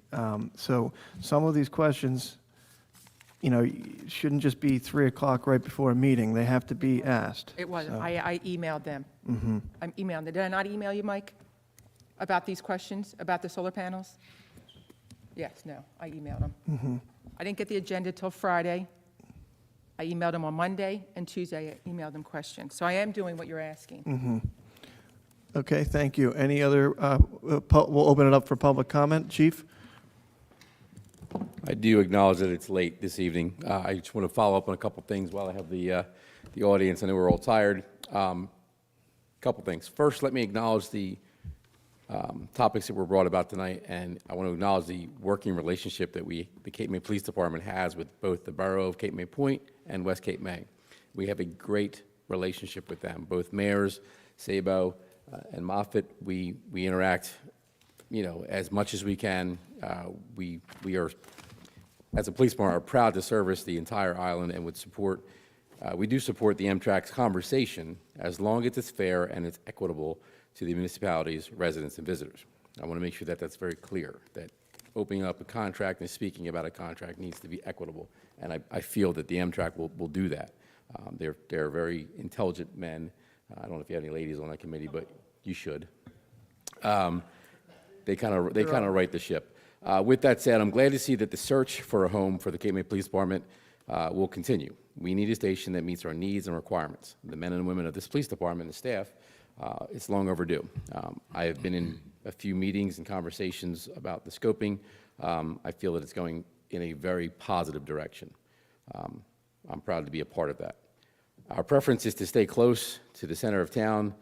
Land is at a premium in the city, and the scoping meeting will allow us to see if the citizens of Cape May want us to stay in the area that allows the greatest response to their needs. I feel that this location is in the greatest response time and area. Moving us to a further location, I feel, will be at a deficit to the residents, the visitors, and to the staff in this city. As far as the discussion on the outdoor dining and the entertainment of this city, we have evolved as a community, both businesses and socially. The majority of this community enjoys the outdoor feel. We can manage as a police department if the council sees to approve it. With clear guidelines and regulations, we can support an equal balance to the residents and businesses. Our code enforcement division, which I am in charge of, will follow the proposed guidelines and approved ordinances. If there are questions, this office, my office, shall clarify that, and if there are additional questions that we cannot clarify, we will seek the direction to our businesses and residents of Mr. Gilling-Schwartz. He's very clear. He's very poignant in what his direction. So if I can't answer it, he can. Absolutely. Or my staff, my command staff, which is with me this evening. As far as managing the noise, Deputy Mayor, absolutely concerned as far as the noise and turning things down. The challenges at 2 a.m. are no greater than they are at 10 p.m. We have a very unique situation with our town here. because our town goes to sleep and they're ready for the next beach day, so we have to be cognizant of that, and we will continue to be cognizant of that. We always address those violations in retrospect. We receive and vet any and all noise ordinance complaints. We do summons and fine accordingly. If someone's out of line, someone's out of order, we will summons them. We will make sure. I mean, I've been here long enough to remember the Tides conversation with Carney's, not to put them on the market, but we received many conversations, and as part of, like you said, with your son, there was noise complaints with people on porches and people, these bed and breakfasts are very close and people they want to go to sleep, but then there's the crowd that wants to stay up and conversate till 3 or 4 in the morning. So we will continue to do our due diligence there, as you ask. As a point of interest, we are meeting with the local liquor establishments, on April 11th. I think it's 10 a.m. My Detective Sergeant, Tom Tolan, a member of the ABC Commission, will be here in this auditorium. Anyone, I think you guys got the letter. We will work side by side with the restaurants and bars to safely navigate the ABC rules and regulations. The New Jersey ABC and Legal Counsel, Mr. Gillingsworth, will be in attendance and on hand to address any questions or concerns. We invite their input and cooperation. The businesses feed this town. She's correct, okay? Elaine's is correct. All the businesses feed this town, so we need to be cognizant of their concerns, your concerns, residents' concerns, and from a police department and fire department, all of our concerns. So meshing together, I think that conversation is long overdue. COVID kind of restricted us from meeting with the ABC organizations, and we'll do that. Lastly, we've had several cameras. We've added several cameras and security measures to the city with the assistance of the manager's office. The plan, the phases that we're going through are to connect all of the city cameras and properties that we have in town into one portal. That portal was in that operations center in that room where we can manage the cameras that we paid for in the past, some of the new ones. So every entrance to this building, hallways and access points to this building are now recorded and properly monitored by my Lieutenant Joe Walker. He monitors that system. We're meshing all of the other systems, Convention Hall, Rotary Park, our Public Works, especially our desal plant, which is one of my concerns as far as any issues there moving forward, weapons of mass destruction, things that I worry about every day. So we're just meshing that and preparing through the security phases to connect that. Finally, shopping locally. The manager's right. He harps on that every single department head meeting to an extent that's probably bothersome the most, but we understand it. There are some items that we need to reach forward out of town to get. Nothing against you, manager, but he does. So we shop locally as much as we can. Our staff knows to look for it. Sometimes you can't get, I don't speak of panties, but you can't get certain things here where I have to shop outside of the grid. But I enjoy shopping locally. I'm proud when I can call up someone local and say, hey, we're going to buy from you, because it's important, because we can only support us. So we'll continue to do that, Deputy Mayor. I do appreciate that. We're going to continue that. If there's any questions from me, I can answer them, but that's where I am today. I know it's late. Ready? Okay. Yes. Thanks, Chief. Mr. Seeger?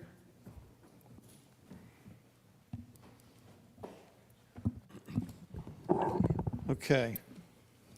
A lot of different subjects here, but I'll make them short. Water, number one.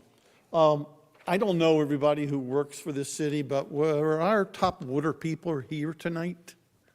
Whoever's in charge of the facility out there? This is a pretty important meeting for the water department. I would have thought that our top people would be here. I don't expect council to know the nuances of the water system, but if the top people were here. The director has been involved with this process with the desal. That's Rob Kaminsky and Joe Mendo. So the top people have been involved, intimately involved with CME, the people that were here tonight. Tonight, the CME just wanted to give an update to the council. Right. But if I had that position, I sure as heck would want to be here when they're talking about what I do for a living. Okay, regarding the water thing, maybe I missed this, but I wasn't aware the Coast Guard was expanding. Do we know how big it's going to become? I couldn't tell you for sure, but what I think I actually read in an paper was something close to 1,000 new recruits is their goal, and I think they received $55 million for new barracks to do that. But point being, 1,000 new people, you're talking about a pretty significant up. Yeah, and specifically with the water in mind, Yes. have they reached out to the city officially and said, guess what? In 4 more years, we're going to have a ton more people down there. You better have your water ready. We've reached out to them and then Good. said, just so you know. Okay, Because all right. in all seriousness, we can't give the proper water allocation to West Cape May right now. So it would not be the first time that we'd be saying to someone, we don't have the water allocation. So it's a legitimate and serious concern. Well, that leads into my next question, Zach, because, and you've pretty much answered it by saying that we can't fulfill the West Cape May allocation, if that's what I heard. That's correct. Do we now have a moratorium on new water hookups in the city for any new building that wants a permit? No, but I think there has been some discussion on irrigation and things like that. But the answer is no. Well, I don't mean existing irrigation, because I want to water my grass. Not But I'm talking about not somebody else who existing. wants to build a new house. No, not existing. Right. Yeah, and water their grass. But it's an honest discussion. Because we're already in violation, apparently, of some laws from what the gentleman that was here tonight. That's correct. So let's not break them any further. We shouldn't be hooking up any new water outlets in the city. Okay, that's water. The arches on the promenade, they look great, love them. Gentleman did a heck of a job, a lot of work. When I heard about who was going to help pay for them, the Fund for Cape May, if I'm correct, the last time I heard their name involved in helping to pay for something, it was Soldiers and Sailors Park, I believe. Just don't let them get involved with the concrete or the marble. Take their money, but don't let them make change orders and get involved with the day-to-day business. You know what nightmare we lived through once before, and that was probably as much engineer-generated as anything. But we got to keep a tight rein on this, on all projects, especially when we're depending, someone else from the outside is going to give us money, because at some point, they're going to want to know or make a change for their money, what they're paying for. Well, I want that light instead of that light, and what's that going to result in? Okay, the solar panel thing. I would bet before any good contractor would give you a bid, they inspected the site. They've been up on the roof. They know how high the wall is. They know what angle they got to put it at. I'm sure they've measured it out. Just give them a call and ask them. Right. Okay. The scoping meeting, I know you didn't want to hear this one, but this 0.14 acres, which is like less than 1/8 of an acre, that land's being combined with other land that's out there, right? Yes. It's Yeah. not the sole land for the No, whole project. No. Okay, Yeah. all right. Partly owned by the city. I think that's actually it, the city and the part that's in the Green Acres. But yeah, it's Okay, a lot more all right. than the point. Now, this meeting sounds like, especially from what the chief said earlier when he was up here, it might go a little bit beyond just the land swap. There might be other things regarding this police station, because he was making comments about location and some other things. So will there be truly other questions that will be entertained at the scoping meeting, other than the land swap? I don't know, to be honest with you. I know the sole focus is the land swap itself. I'm looking at Lou Velasco. I don't know if you have a different answer than that. Any public comment, yes. Okay, all right. And will they put a time limit on the people asking questions? I would assume it would be the same as council rules personally, but I don't know the answer to that. Okay, so if there were... The procedures at the scoping meeting will be set forth in the beginning of the meeting. All right, well, let's say an organization such as the Taxpayers Association had about a half an hour worth of questions to ask. Should I bring 5 members of the Taxpayers Association to the meeting to each ask 3 questions? Whoever is interested in coming to the scoping hearing should come to the scoping hearing, or they can send their written comments in advance and direct them to the city clerk. And they'll be answered at the meeting? I Or they'll at least be. I don't know that they'll be answered, but they will be acknowledged. You know, understand that the context for the scoping hearing is to receive public comment.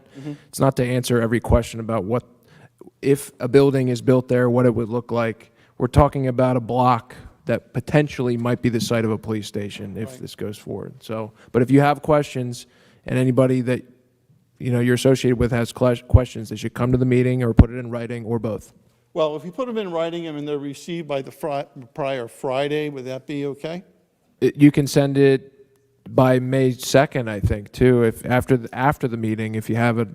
No, I want the questions to be heard at the meeting. So send them in before the meeting or ask them at the meeting.